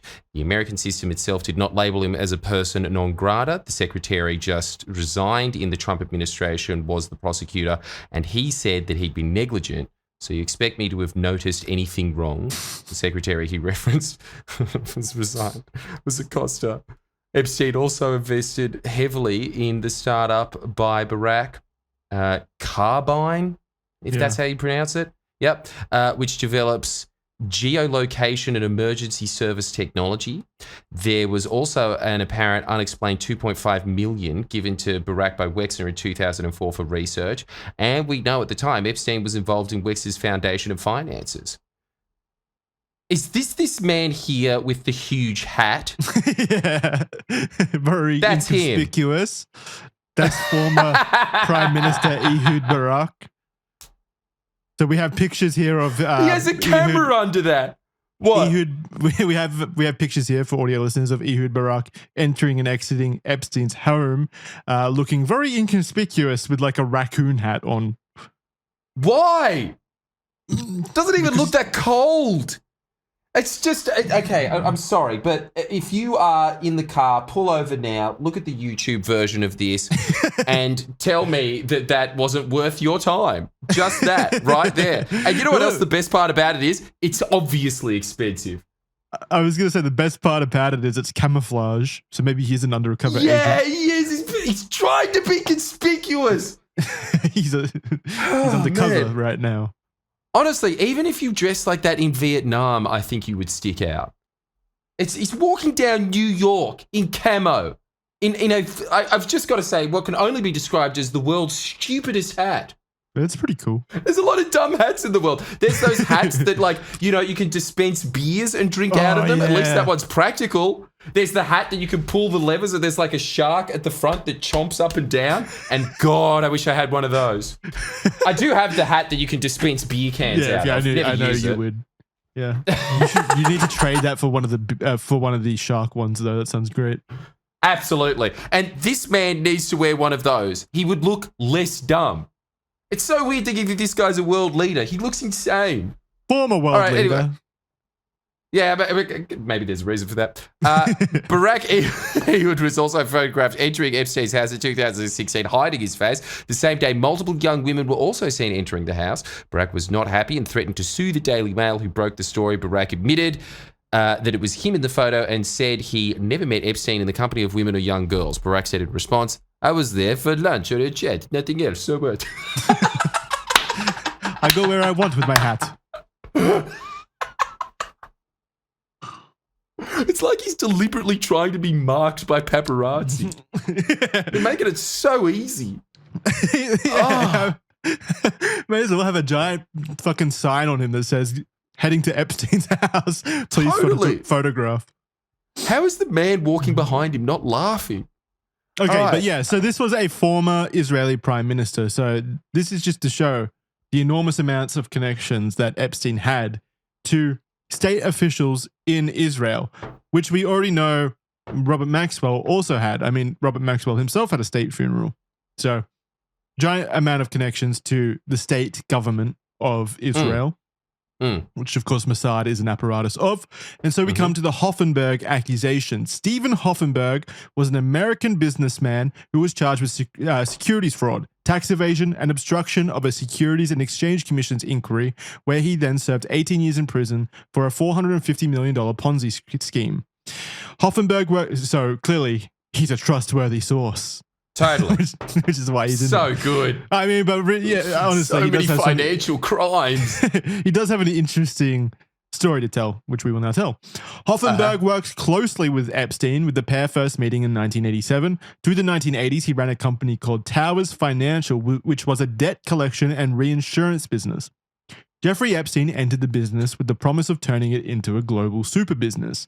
In an interview with reporter Vicky Ward in 2002, when he was in prison, Hoffenberg described Epstein and his career of conning people, companies, and institutions. Epstein had a term that he used, which was called playing the box, as described by Hoffenberg, which meant that whatever he did, if his crime was uncovered, the victim would not do anything either due to the social embarrassment, or the money would be somewhere they could neither find or get. Epstein confided in Hoffenberg about all of his tricks and how he had made a career out of conning people and institutions, but he didn't realize that Epstein was also tricking him. Yeah, I mean, what was Epstein's angle here? Just telling him all of his... I mean, it still worked for Epstein, clearly, but like, Jesus Christ, how stupid do you have to be to trust a person who says to you, "Yeah, I scam people and con people, but I won't do it to you, baby." Like, of course. Yeah, I know. Of course. Oh, thank you. Yeah, how nice of you. Dude, this guy's a king. So, I mean, that's just how charismatic Epstein was, clearly. Totally. Epstein apparently took $100 million from Towers Financial and moved it abroad and assisted the US prosecutors in Hoffenberg's fraud case. Epstein distanced himself from Hoffenberg, claiming that he barely knew the other man and that they only worked together on a few deals, and he was not involved in Hoffenberg's prosecution. So that's an interesting point. Epstein doesn't deny knowing and doing deals with Hoffenberg, which immediately makes Hoffenberg a somewhat credible source on Epstein, considering they obviously knew each other at some point in time, as confirmed by Epstein. And this isn't just like a random guy who's come out and said, "Yeah, I totally knew Epstein. We were like neighbors and bros and shit. He used to bum on my couch while we played Modern Warfare 2 at 3 a.m. at night." You know, it wasn't like one of those obviously fake stories or anything. This was very clearly a genuine relationship between two men. I don't know why I made it sound like it was a gay romance, but it was a professional business association here between them. Yeah, with possible homosexual undertones, as uncovered by Jackson just then. Search your feelings, you know it to be first. True. Don't deny your feelings. Forget the Israel shit. This is way more important. I found out that Jeffrey Epstein's gay. No. Damn, what a deep dive, dude. I didn't find anything like that yet, but I will keep looking. But you will keep looking. Man, that'd be incredible, wouldn't it? Next episode, was Jeffrey Epstein gay? Like you had to correct yourself remembering that he's dead. Undercovers, yeah. He hung out with several men in his life, so it does open the question. And they were behind closed doors. Incredible enough for me. Why is he wearing such a large hat? Was he possibly jizzed on? We don't know.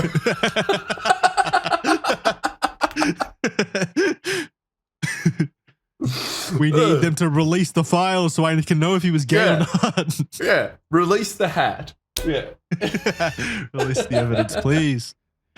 He said to the same reporter, Epstein said to the same reporter, Vicky Ward, that, quote, if there's any implication of wrongdoing, I will take legal action against you personally. I'm telling you so you understand. I will be as harsh as I possibly can personally. Not for the magazine, but you, because I had this discussion with you. This relationship is with you. You shouldn't risk your future for a job, end quote. So that's a very threatening message that Epstein gave to Vicky Ward. And again, this is in 2002, well before his eventual conviction. Through investigative reporting by Vicky Ward, however, she did confirm some aspects of Hoffenberg's story. Most importantly, that Epstein certainly did secretly cooperate against Hoffenberg and gave at least 3 interviews to prosecutors. So again, if we take that alone, that's indication that Epstein was collecting information on people actively and then using it to negotiate deals with intelligence agencies. Again, that itself. He was working with prosecutors and providing information for likely benefits. Hoffenberg also claimed that Epstein moved in intelligence circles. Again, this interview with Hoffenberg was conducted by Vicky Ward, a reporter for Vanity Fair at the time, definitely not some hodunk magazine with no, reputation, in 2002. So this was, 5 years before he was prosecuted for sex crimes? So that's significant. He was already being labeled an intelligence agency asset by an associate as early as 2002 in publicly reported media. That's crazy to me. Isn't it? It's very compelling. Yeah. Before even the 06 case involving Jeffrey Epstein. To make things even more interesting, Hoffenberg claimed that Epstein was connected to a British defense contractor by the name of Douglas Leese. Hoffenberg claimed that Leese was an arms dealer backed by UK parliamentary records that referenced Leese in connection to the Al Yamama arms deal of the early 1980s, which involved the United Kingdom selling arms to Saudi Arabia. It also involves, naturally so, Adnan Khashoggi, himself a Saudi Arabian businessman and arms dealer who would later be connected to Jeffrey Epstein as a client. Apparently, Epstein had been introduced by Leese to Adnan Khashoggi and then allegedly Robert Maxwell. This was again provided by Hoffenberg in 2002. Again, just further evidence that Epstein was involved in arms deals with the Israeli state government, likely Mossad, and that's how he became connected to Robert Maxwell, himself an agent of Mossad. So immediately, obviously very compelling information. Just further testimony from credible sources that back these claims up, right? Yes. Yeah. So when interviewing Epstein in 2002, Ward asked him if he knew Leese or Robert Maxwell. He denied ever meeting Robert and he claimed to not know Leese well at all. However, in discoveries made in recent years, Ward was told by a source that Epstein had invited the source to join him and Leese on a private jet trip to the Pentagon as early as 1981. Beyond that, Leese had filed a lawsuit in Florida that asserted that he, quote, was involved with various highly confidential business enterprises, including business in the United States, some of which involved governmentally involved or other highly confidential business projects, end quote. Leese's own son, Julian, claimed that Leese was a mentor of sorts to Epstein in the 80s and that he was shocked that Epstein would pretend not to know him. So again, just more evidence here that these people were connected. And this is all really in service of the idea that Epstein was connected to Robert Maxwell, because that is just the most pertinent point here, because Robert Maxwell, as we've established at the start of this episode, was just fundamentally, intrinsically tied to Mossad. And that would be his avenue, likely, of Jeffrey Epstein being connected to Mossad. I think that is just the most pertinent point here. So we really need to lock down the fact, as best as we can, that Epstein was connected to Robert Maxwell, because both Epstein as well as everyone else connected to the case would like you to believe that Robert Maxwell and Jeffrey Epstein didn't know each other, when in fact we have credible information here across multiple sources that lead to the belief that they were in fact other conclusion. It leads to confirmation that they were more closely linked, especially like they were arms dealing together basically by the sounds of it for 10 plus years. So obviously very connected people. Epstein had also claimed to Hoffenberg that he was involved in something that Hoffenberg described as, quote, national security issues, end quote, which involved blackmail, influence trading, trading information at a level that is very serious and dangerous, and that he was involved in this with Maxwell and Lease. 4 separate sources claimed to Ward that Maxwell, himself connected to the Israeli government, introduced Epstein to Israeli leaders, who then used Epstein as a sleeper agent of sorts, someone who could potentially be useful in the future to influence foreign governments. And of course, Epstein, he wasn't just well connected in Israel. He was I've heard him described as a mega fixer of sorts. Like he had very strong political connections to countries like the United Kingdom, as we've seen with Prince Andrew, as well as Saudi Arabia, Africa, Russia, as well as a lot of different European countries. So again, if we want to strip this down to the bare idea of this so-called network of very wealthy individuals, very powerful individuals, this isn't just, and I want to hammer this home, this isn't just implicating the United States governments or the powerful people in America. This could really be a very wide reaching network involved in the collusion of Epstein's own personal network and crimes. So it really could. I mean, it already has. They're like Prince Andrew is obviously implicated. Yes, so, totally. Of course. And this is why there's such a concerted effort to hide this stuff. Obviously, there's a lot of people at risk here. 100%. And the thing is, like, man, if you are involved in intelligence agencies of the CIA, of Mossad, they are involved with other intelligence agencies. It's the way that these networks work. They share information when it benefits them. Yeah, totally. In fact, usually a lot of the time, intelligence agencies share information with each other more than they do their own country. Yeah. So if you're in that world, it's a truly global connection. Mm-hmm. But yeah, again, just with Epstein himself, he was connected globally, 100%.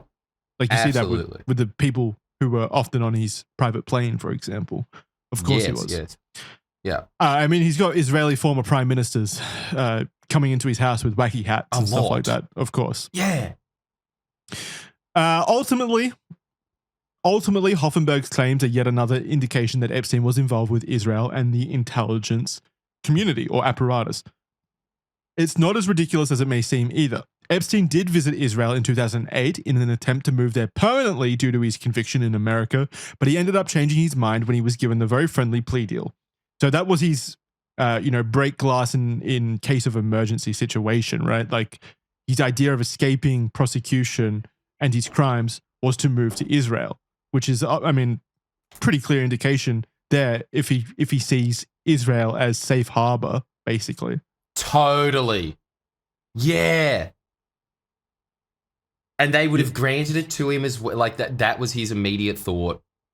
And also, look, this is the part that I think raises a lot of concerns about the whole Epstein didn't kill himself meme, was the idea that he had a pretty damn good chance of going and getting out bail. Back in 2008. He did have bail. Oh, you mean most recently, like 2016? The most recent one. 2019. Yeah. Yeah. The latest installment of Epstein. And Epstein phase 2. Phase 2. Bigger, better. And he had the opportunity to it looked like he was going to get bail. And then, like, he's got this escape route as well. Yeah, but again, there and then we're going to get into it in a second. We saw what happened the last time one of these agents or assets decided to become more of a liability to the Mossad in the form of Robert Maxwell, who began to, from what we discussed previously, he began to kind of ask for money from Mossad in order to keep his silence, right? He was mysteriously found dead in the middle of the ocean. So maybe Epstein didn't kill himself, perhaps. Like maybe there is something more sinister at play there. Okay. All right. Give it to me, Jackson. That was just a great sizzle. Incredible. Yeah. Okay. So reports have been made about the similarities of Epstein's death and other spy situations, specifically a man named Ben Zygier. Zygier, a previous spy for Mossad, was apparently locked up in Israel in 2010 because he threatened to release names of other Mossad spies. He died that same year by suicide. Similar to Epstein, he met with attorneys not long before his death and was not noticeably in a bad or down mood. Author of book Epstein Dead Men Tell No Tales, Dylan Howard, said the following about Zygier's death. Quote, supposedly he used his bedsheet to tie a noose to the bars of his window and killed himself by leaning forward. Members of the rescue crew claimed he had been able to do it out of view of the security cameras that swept his cell. The judge also found strange bruises on Zygier's body and traces of a tranquilizer drug in his system. She ultimately concluded that she could not rule out the intervention of another person who intentionally caused his death. End quote. So, I mean, it's just more, obviously, Mossad has likely killed, assassinated people in the past. I think that's true of most intelligence agencies, probably.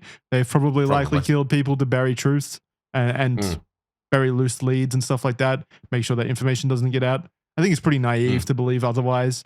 But yeah, totally. So absolutely believable that Mossad could have assassinated both Maxwell and Epstein if it looked like information could have been leaked or shared conveying that. Obviously, the stick in the mud here is Ghislaine Maxwell, who, as stated by Ari Ben-Menashe, was also an agent of Israel. So it doesn't really make much sense why Epstein was suicided, whereas Ghislaine Maxwell is still allowed to live. Maybe she's just more compliant. I'm not sure.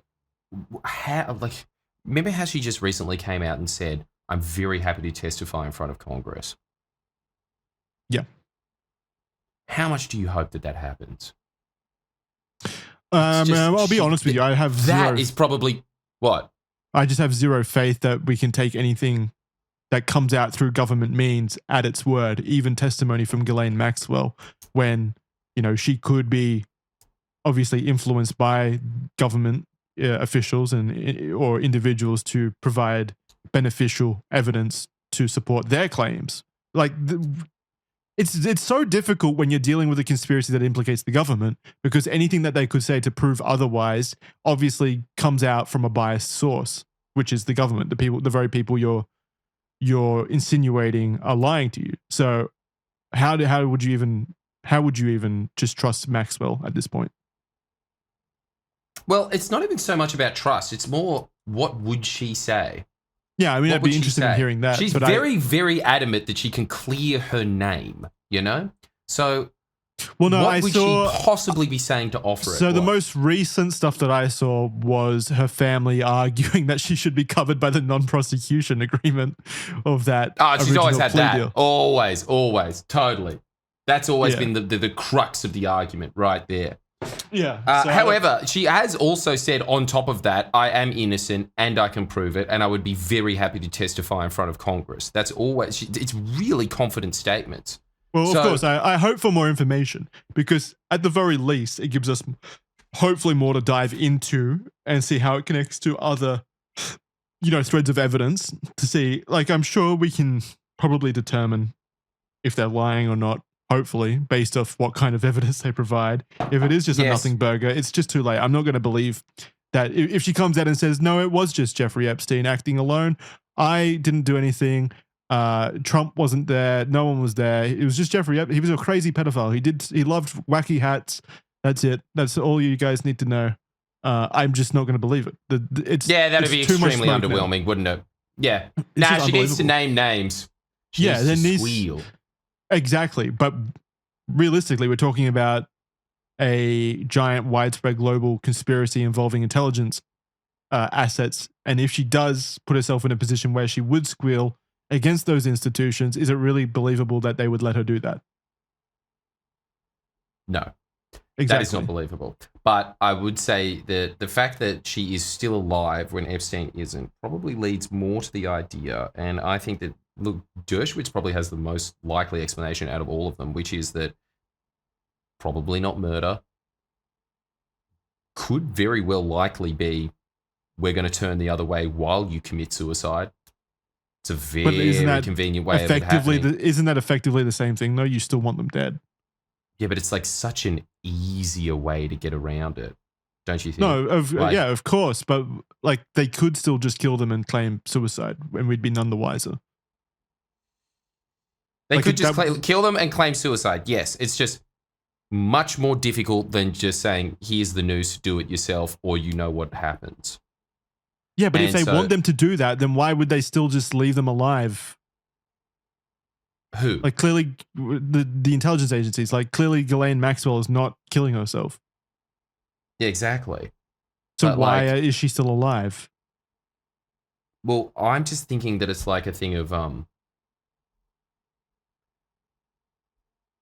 maybe she just wasn't a direct link.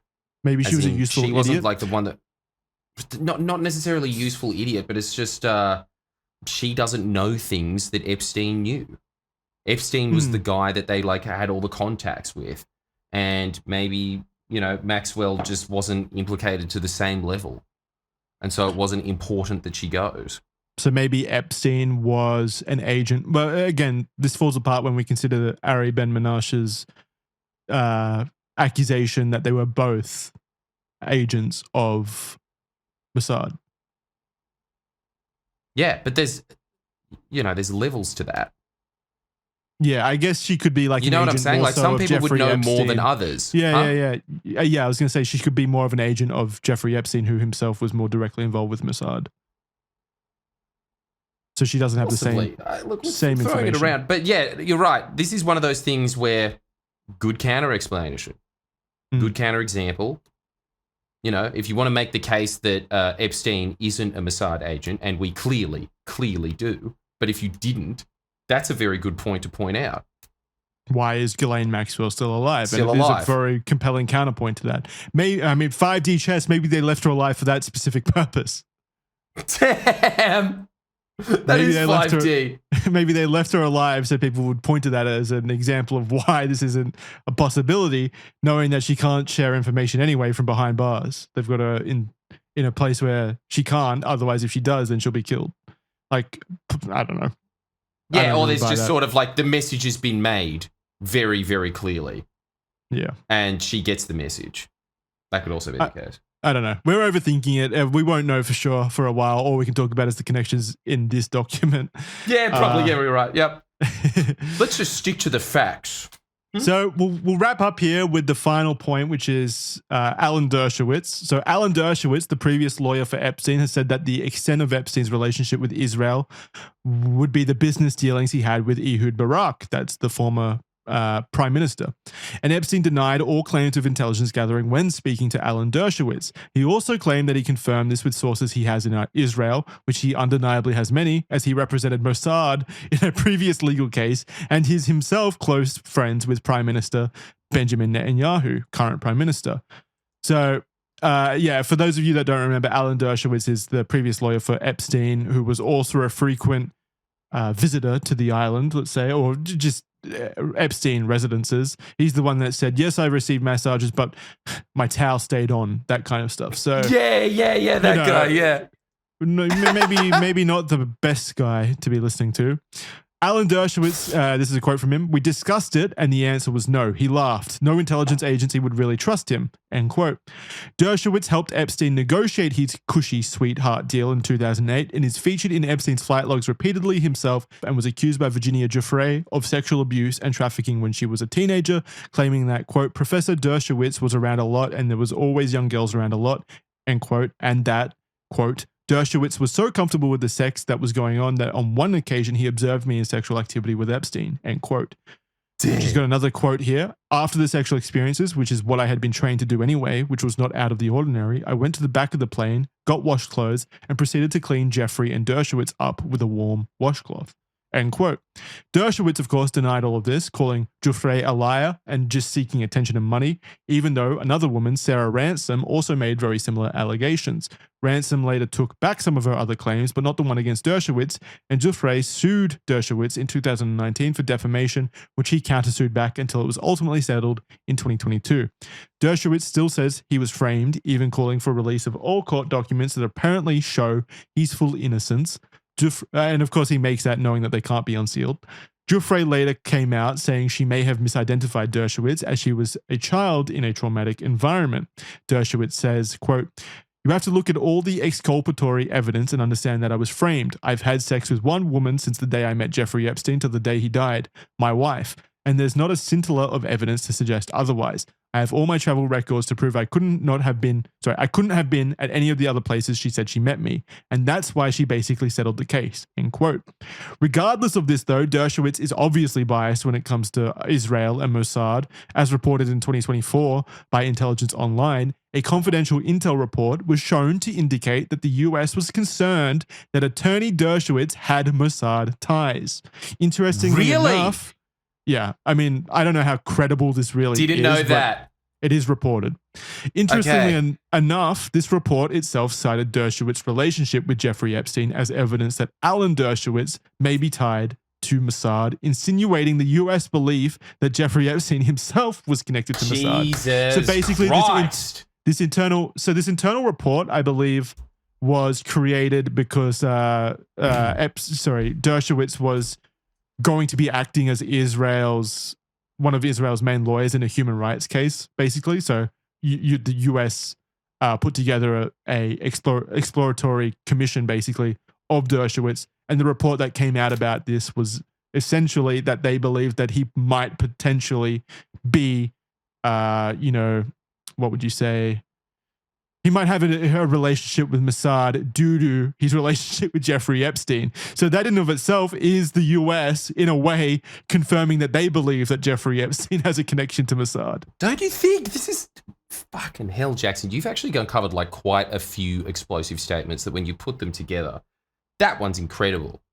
And also on top of this, just to add like a little bit more about Dershowitz, right? Like Dershowitz is another one of these lifestyles of the rich and the famous, Hollywood, highly connected, elite lawyers. Anytime anybody had a problem and they were guilty of sin, he's known as this. In fact, one of his big sayings is that as a lawyer, it is your job to defend your client, even if you know they're guilty of sin. You just aggressively keep going forward with it. He is like your classic criminal defense lawyer guy that's just, if you're my client, I'm going to look after you kind of guy, And he also is...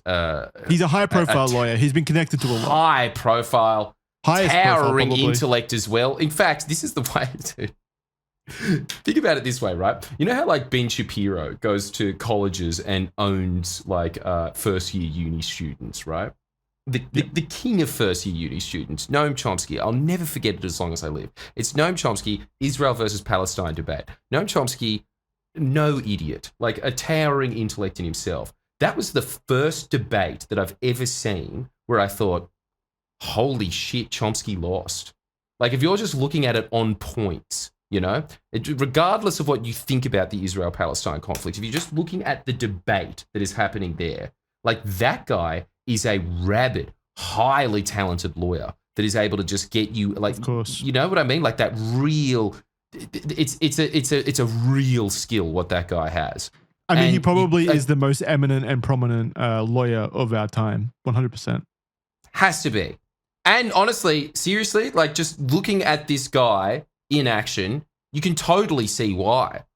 It just seems like he's another guy that would be great to recruit. That's all I'm saying. And he's clearly very sympathetic towards Israel. And he's clearly very connected to Jeffrey Epstein. He was his lawyer, and he was also frequenting he himself admits that he was receiving massages at Jeffrey Epstein's house. But kept the towel on. It's so good. It's such a Clinton, I didn't inhale. quote. Yeah. Like, you could have just not said that. Yeah. It could have been so easy. I know. Yeah, you could have just said, "Yeah, I got a massage." That would have been much more believable than, "Yeah, I got a massage, but I kept the towel on." That Like, detail doesn't okay. help. Yeah, I wasn't asking, but yeah. World's best lawyer. World's best lawyer suddenly turns into a bumbling idiot when confronted with accusations that he was acting improper with underage children. Yeah. There's a quote here from that report, or the article about the report. Ties between the Mossad and lawyer Alan Dershowitz, who the Israeli government was reportedly considering retaining to defend the country against allegations of genocide in Gaza before the International Court of Justice, were a concern for US officials, according to a government intelligence report, end quote. The government report claimed that government investigators had been informed that Jeffrey Epstein and Dershowitz spoke often before their friendship apparently soured. And it also reported that they had been informed that Dershowitz also spoke regularly to Mossad, including about Epstein. Also interestingly noted is the fact that investigators found evidence that Dershowitz didn't bill Epstein as frequently as would have been expected, given the amount of work Dershowitz did for Epstein. Nice.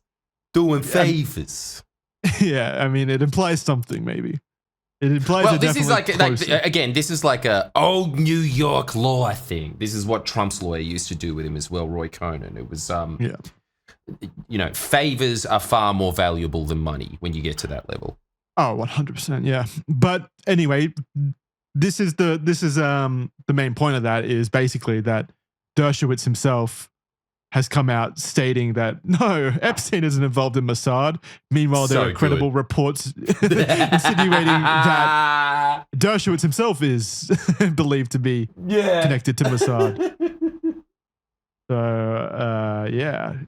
And there's certainly a lot of individuals, like, again, I think it's the current prime minister, right? No, the former prime minister. Okay, so we come to the conclusion. While there is no hard evidence to confirm that Jeffrey Epstein was involved in intelligence operations by Mossad or other intelligence agencies, it's pretty hard to ignore the various testimonies and relationships that enforce the idea that Jeffrey Epstein wasn't at least tangentially connected. Whether or not his crimes against children are connected to Mossad remains to be seen or proven, but the idea of Epstein collecting incredibly damning blackmail evidence on United States businessmen and politicians, not just United States businessmen or politicians, global businessmen and politicians, to then be used by a foreign government to sway public opinion is certainly compelling, and it would explain why the government and prosecutors did their best to bury this case as much as they possibly could.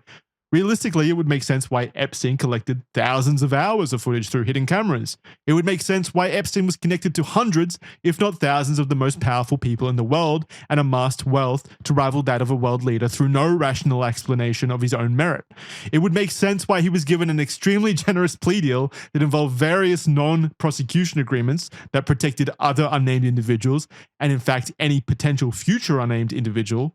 It would also make sense why he had criminal activity that indicated more so a widespread network as opposed to simply one child predator acting on his own. It would even make sense as to why there seems to be a concerted effort of the government to hide the fact and flip-flop from their previous position.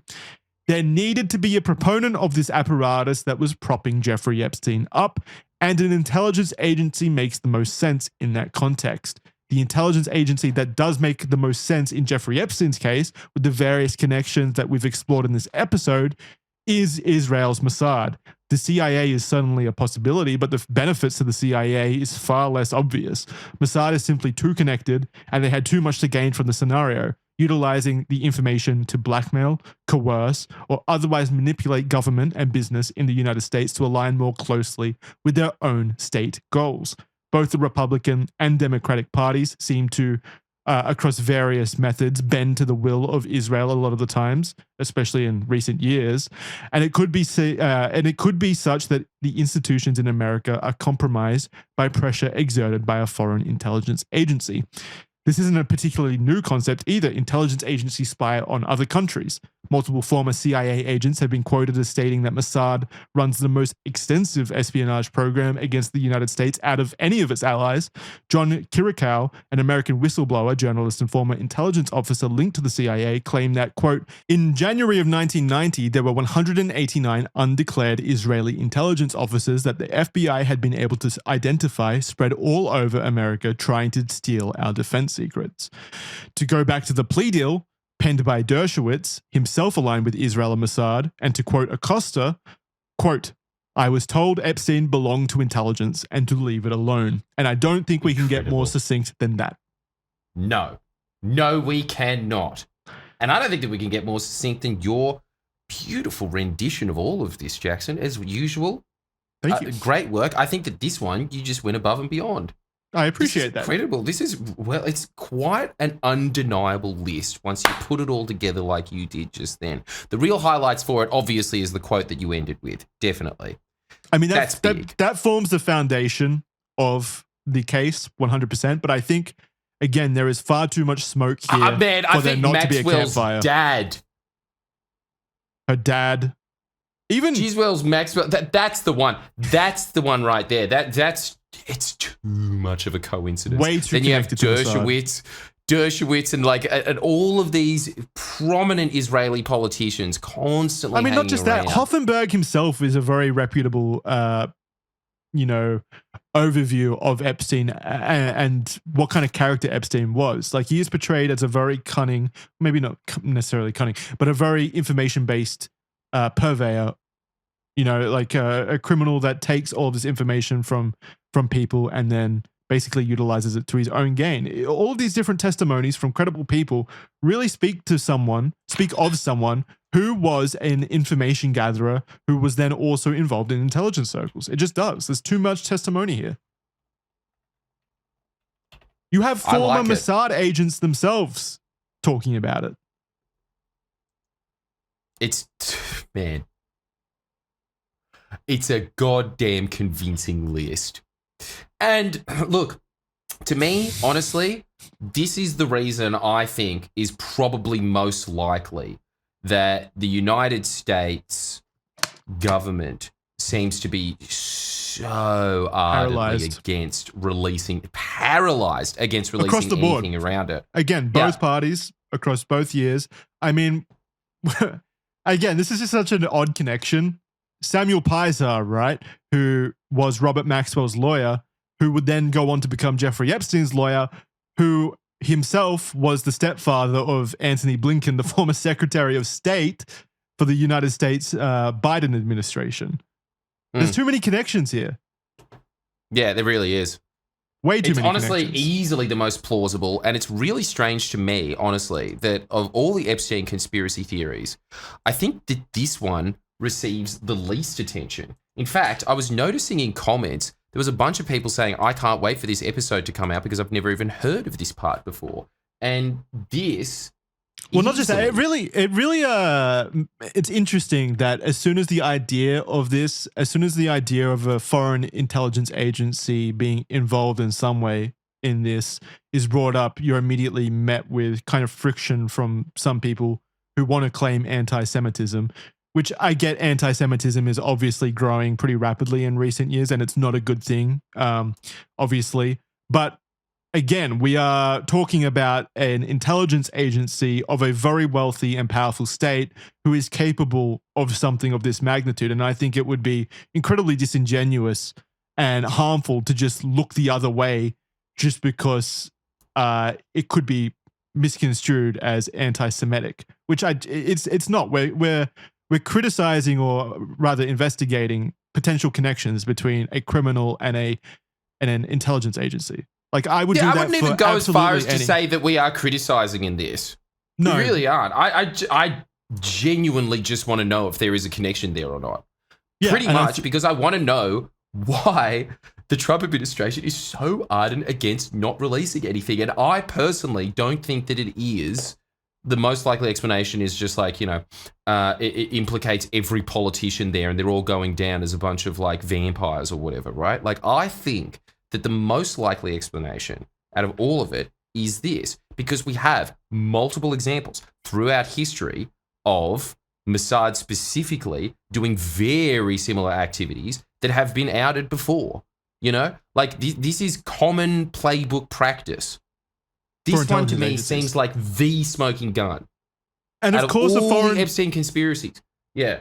And let's just look at it from Israel's perspective. Of course, they would have a lot incentivizing them here in this situation. Of course, they want to manipulate, maybe not manipulate, but influence, let's say. Influence is probably a better word. Influence American policy just due to the state, again, of Israel. They're constantly in war, and they have been since its very existence. Of course, they would want to influence the policy of the largest and most powerful country on the planet, given they are in such a precarious situation. Of course they would. And it's not even an of course thing. It's just blatantly obvious. Like, everyone knows that this is the case. You know, I mean, that is not remotely controversial, that the Israeli government holds huge amounts of influence over the American government. And when you're talking about this is undeniable. Intelligence service, the size of Israel's state backed, maybe not directly. They don't say they're backed, but obviously groups like AIPAC in America, these enormous lobby groups, they exist there. I think AIPAC itself is like the second largest lobby group in America, just behind the NRA. So obviously massive amounts of influence there. Yeah. So it's really not that much of a jump to say that their intelligence service, if their intelligence service doesn't want something coming out, you can totally imagine them bending over backwards to make sure that it doesn't come out. Because no, especially just in the realm of public policy, they bend over backwards. You know, again, it just even in the basis of we're talking about them basically collecting information on powerful people who themselves are now in power and perhaps were even influenced to that position in the first place by these intelligence communities.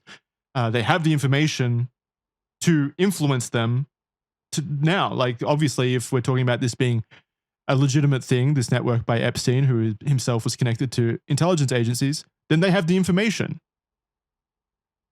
Yeah. So they can influence. Yeah. Look, you know, the other thing that we really didn't give credence to, we did during the episode, but man, the fact that you pointed out that the American government basically is on record saying that they at least suspect that Epstein is part of the Mossad network. Yeah.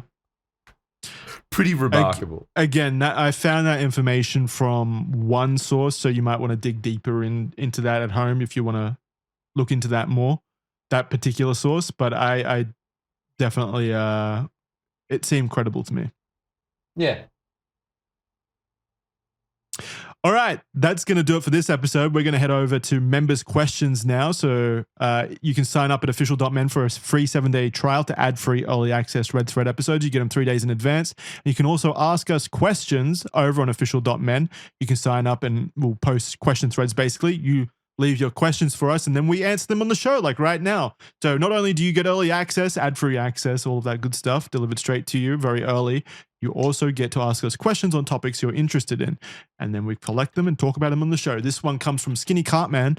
There's an obvious monetary gain to be had from getting blackmail on someone like Bill Gates, but what other possible reasoning would there be for intelligence agencies to obtain blackmail on the non-political figures possibly visiting Epstein Islands? My first thought about that is that the people involved in Epstein's Island are all incredibly powerful people. It's not like he's collecting blackmail on a traditional 9-to-5 office worker. These are all titans of their own individual industries a lot of the times. So the fact that they have information on people in just any industry is, of course, helpful to intelligence agencies because then they can influence those industries to their benefit, of course. And it's just good. It's just, I mean, intelligence agencies just operate on the premise of any information is good information, I think. So yeah, totally. They'll take anything. Totally. What do you have to say to that? When you're dealing with captains of industry and all that kind of stuff, it can't not be useful. No, of course not. So it's not just they don't just want Bill Gates. They probably want information on Bill Gates' secretary, he's head of HR, maybe even. You know, there's a bunch of different reasons why you would want information on people in organizations, especially if you are in control of an information network. Do you have anything else to add? No, I think that's pretty much it. It's like, look, intelligence agencies probably, if you think about it, they're I would imagine that their primary concern is spying on governments. But there is so many uses to having somebody like, I'm not even talking about necessarily blackmailing Bill Gates, but just having the connection to Bill Gates. It would be very useful knowing one of the world's richest men. Yeah, or not even just a connection. Let's go even like more base level. Just knowing his itinerary and knowing what he's working on at the moment is helpful to information agencies because they can then use that information in other avenues of directing other industries if they wanted to act against Bill Gates, for example, for some reason, to exert pressure on him. Compete against them, yeah, exactly, because it's kind of just like shortcutting all of the information and research that Microsoft does if they're saying, hey, I'm working on this. And much like we saw in the document many, many times, it seems like a lot of the times people that are connected to Mossad come up with all kinds of like programs that are then sold out onto the market. And, that if you know where the market is going, I mean, God, that's incredible insider trading information, isn't it? Like, it's not just stock tips that you're getting out of that, is it? It's of just like, we are going to find the little niche gaps that these guys aren't filling out. And as you said, Jackson, directing our own industries to do that. Yeah, I mean, information it's actually pretty damn good for nation building now that I think about it. Yeah, absolutely. You know exactly what industries are moving in what direction and how you can take benefit of that. Yeah. The next one comes from Grumar. Do you guys think the recent ceasefires have something to do with Trump's turnaround on the files? Could it have been a negotiation chip? And if so, would stability in the Middle East been worth the cover-up in your eyes? I don't know about the moral argument there. Personally, I just fundamentally, as a person in Western society, just find it very, very uncomfortable to think about the fact that these agencies and these institutions run off the back of, harming children, basically. That's just a very, very disgusting idea that my money, my tax money, my work, my life is in some way contributing to that. So I don't think morally, I don't think it's a good thing. And I would think it would be prudent for us to fight back against that idea, just in our own local spheres. But I mean, it's a loaded question. Would you let Jeffrey Epstein groom children if it meant world peace? Like, what the fuck kind of question is that? I'll tell you what it is. It's a good stoner philosophical question, isn't it? Classic question from a guy named Groomer. I didn't even notice. All right, but to go to his initial question, though, do you guys think this recent ceasefires have something to do with Trump's turnaround on the files? Yeah, I mean, it's pretty believable to me that Trump is experiencing some kind of pressure from somewhere. I think that would make the most sense why he is now trying to claim that the Epstein files themselves are a giant hoax, even though they've campaigned off the back of releasing the Epstein files. It's such a drastic 180 that if he's not implicated himself, then I think that there needs to be some kind of investigation into who may be pressuring him, because it definitely seems like he is being pressured. At the very least, don't you think? Yeah. Don't you think? Look, I've always said this, that I think that it's much more likely that there are other people that are being protected by the Trump administration for them just being so ardent about this.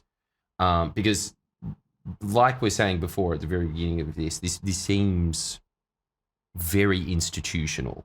This is what's very interesting about this. If we get somewhere to the root of what is happening in the Epstein case, it probably would be pretty explosive. It would be like the Iran-Contra affair. It would be worse than that. Oh, totally. It would be way worse than that. I think it would have that worst. Same feel of like, this is like really opening something of like how the world really operates. I honestly can't think of what would be worse than this for a nation and the trust in that nation from the people inside. I honestly because like the JFK assassination, it's too far ago, isn't it? Well, that's why it just wouldn't have the same earth-shattering revelation. That's one intelligence agency operating kind of independently from the rest of the country to just assassinate a sitting leader. Like, obviously that is bad, but in the Epstein files scenario, if it is revealed that a large percentage, and large in this case could be anything below like 5%, honestly, when we're talking about child trafficking, if like it's revealed that a large percentage of the US government is implicated in this scheme, then I think that is just disastrous for public trust in those institutions. I think it could be worse than the JFK stuff, honestly. Oh, yeah, absolutely. Absolutely. Yeah. Lucy asks, do you think Israel was trying to leverage the list to strong old Donnie? Example, getting involved with the Iran war and how that played out, and his way of shutting down any potential rumors and basically self-preservation from Israel was to try and change the public's view on the list's existence. I'll let you take that one. Yeah, look, honestly, that is what I think is the most likely explanation for all of this. It seems too like obviously entrenched, and the thing is, as Donald Trump has shown over and over again, the level of resilience that man has, like nothing else that the world has ever seen. He is able to bend the base of his to his will with extreme skill. The only thing that he could possibly do that is going to piss them off is this. And the thing is, at the end of the day, Donald Trump is a crowd pleaser. Donald Trump likes the attention, getting the attention and positive attention of it. Even if he was listed in the Epstein client list, I think his audience would still applaud him for releasing it. This is the only thing that I've ever seen. He's just got such good instincts at playing to his base. He must know that what he is doing is very damaging, and still continues to do it. Because, like, okay, I was just going to say that. Yeah, go on.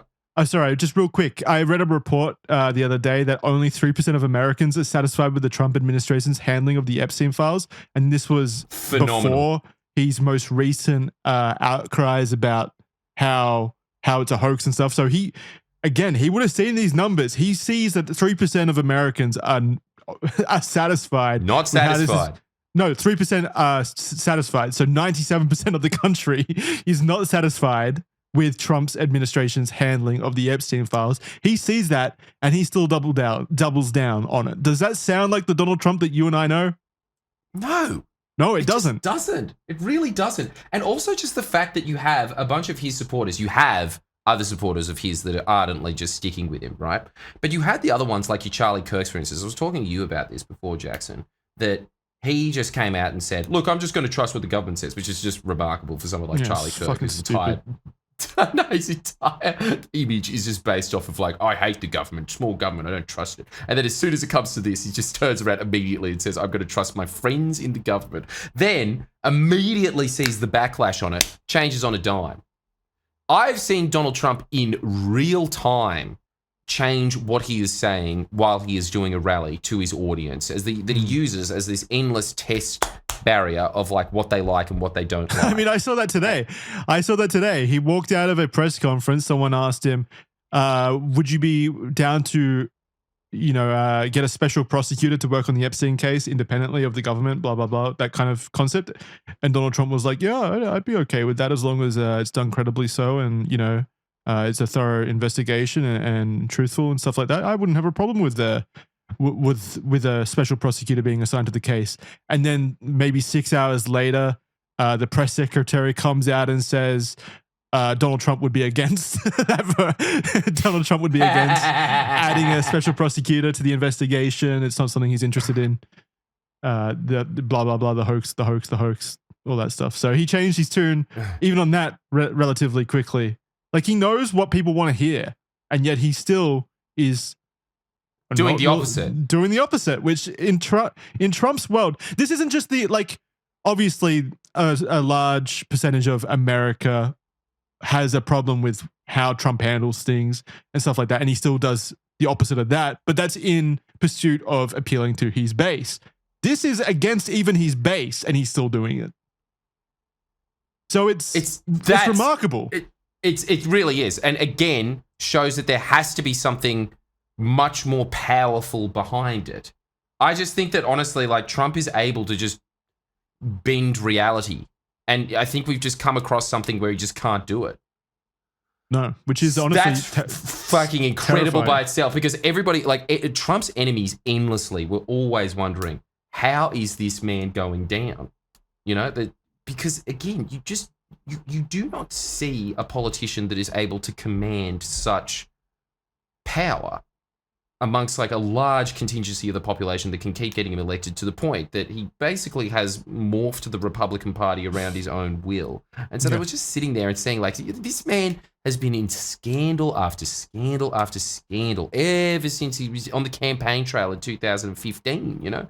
And still he stands.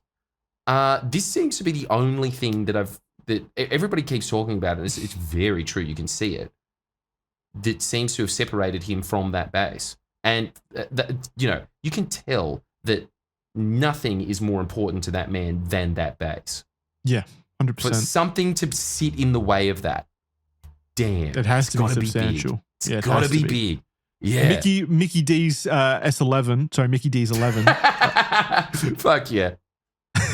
Asks, what do you think about the constant excuses about a no list or the flip-flopping and whatnot? Should we trust them? Thanks. And I guess we're just going to end it here. You should not trust anything out of the government at the moment. It is very clear that some kind of cover-up is occurring in real time. The administration clearly does not want to deal with this topic. They're trying to bury it as much as they possibly can, which is an impossible task given they spent the last 4 years campaigning on it. So, of course, their 180 is highly concerning and confusing.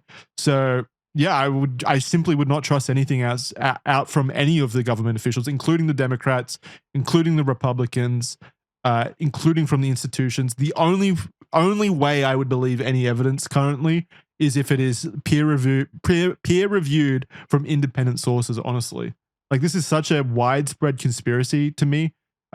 With different elements working together, where, I mean, honestly, you should not trust the government on a good day anyway. Like, why would you just blindly trust the government? That's never been a good idea. Yeah, I mean, look, man, it's just, I can't remember. Jackson, thank you for introducing me to this world. I really cannot remember the last time there was just this endless installment standing on tenterhooks.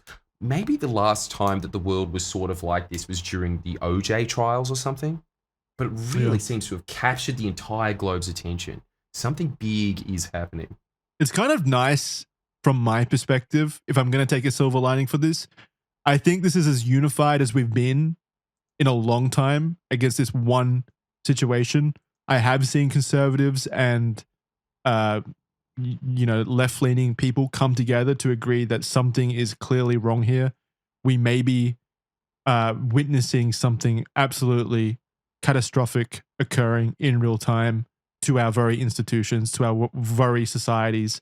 If this is as deep and pervasive as we suspect it may be, yeah, I mean, it's kind of encouraging to see that a lot of people are stepping out from their loyalties and agreeing on the fact that this is more widespread and more dangerous than just one side doing this. It's definitely both sides of the government and just across industries. There's something sinister afoot, in my opinion.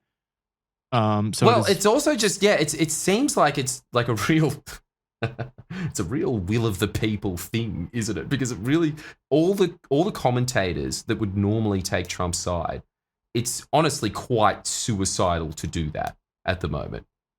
I mean, the amount of reputational damage that Ben Shapiro has received for sticking to Trump is honestly astonishing. It's like they've got no choice but to bend. It's a tidal wave coming from the bottom. It's truly grassroots. It's interesting that Ben Shapiro is like one of the only commentators still actively defending Trump in this situation. They're all using the old excuse that there's more important things happening. We should focus on the positives of the Trump campaign, the Trump administration, as opposed to this particular thing, because who cares about Jeffrey Epstein? Like, no one cares that Jeffrey Epstein's dead. No one cares that Jeffrey Epstein did this stuff. What everyone cares about now is not Jeffrey Epstein. It's who orchestrated this, who benefited from it, and who's continuing to try to cover it up. That's way more pressing. So yeah, it does actually matter. Jeffrey Epstein doesn't matter. It's the implications of everything else that matters. It really frustrates me that they're trying to portray the people that are still trying to play defense are portraying it in such a way that, it just doesn't matter. Come on, guys, move on. Jeffrey Epstein's been dead since 2019. You still talking about that guy? Yeah. We're not talking about Jeffrey Epstein. We know he's dead. We don't care about that aspect. We're not terrified of necromancy bringing his spirit back to life or anything like that. It's deeper than that. It's very clearly deeper than that. Yeah, obviously. Anyway. Well, very good episode. Thank you very much, Jackson. Yeah, thank you everyone for sticking around and listening to this one. We don't know what'll be next week if stuff continues to pop up at a rather speedy rate. We may have to do another update video. But if not, we'll come back with some fun conspiracies maybe and things like that. Something to lighten the load for a little bit, because these last 2 weeks have been pretty in-depth research dives, very time-consuming. It'd be nice to take a little bit of a break from that. But if stuff does happen, then obviously we would be got no choice. Motivated. We would have no choice really. When you think about it, this is probably one of the biggest things. We would be like Charlie lifetimes. Kirk and bend to the demands of the people. If you like this episode, let us know. If you want to share your thoughts, please do let us know. I'm very interested in everyone's opinions on the case and all of the stuff that we've discussed. I will definitely be reading the comments. I hope you gathered something from it. And if you're motivated to go look into it yourself and come to your own independent conclusions, I definitely welcome that. We've linked our show notes below. Again, you can go read through that and make your own opinions, of course. We're just doing our best to be entertaining in the process of offering our own opinions, but we really do want you guys to come to your own opinions. So please go do that. Go check it out. And again, official.men for a 7-day free trial. If you want to support the show, it really does mean a lot to us and it keeps the show running. So big thank you to you guys who sign up over there. And of course, our sponsors for this episode. Really appreciate it. Jordan, thank you for coming on. If you want to see more of Jordan, linked below is his channel where he's also covering this stuff at the moment. So if you want to see him dive into that, you can do so over at the Friendly Jordies channel, as well as his self-help channel. If you want to psychologically scrub the filth off of you after listening to all of this deplorable conspiracy stuff, you can go watch his self-help channel where he'll make you feel good about yourself and give you the tools that you need to live a happy life. Live your best life. And I also use Jeffrey Epstein's face to clickbait people on that channel. So go straight to that one. I'll see you next time. Yeah. See you guys. Thank you very much. Bye, We'll see you everyone. next time.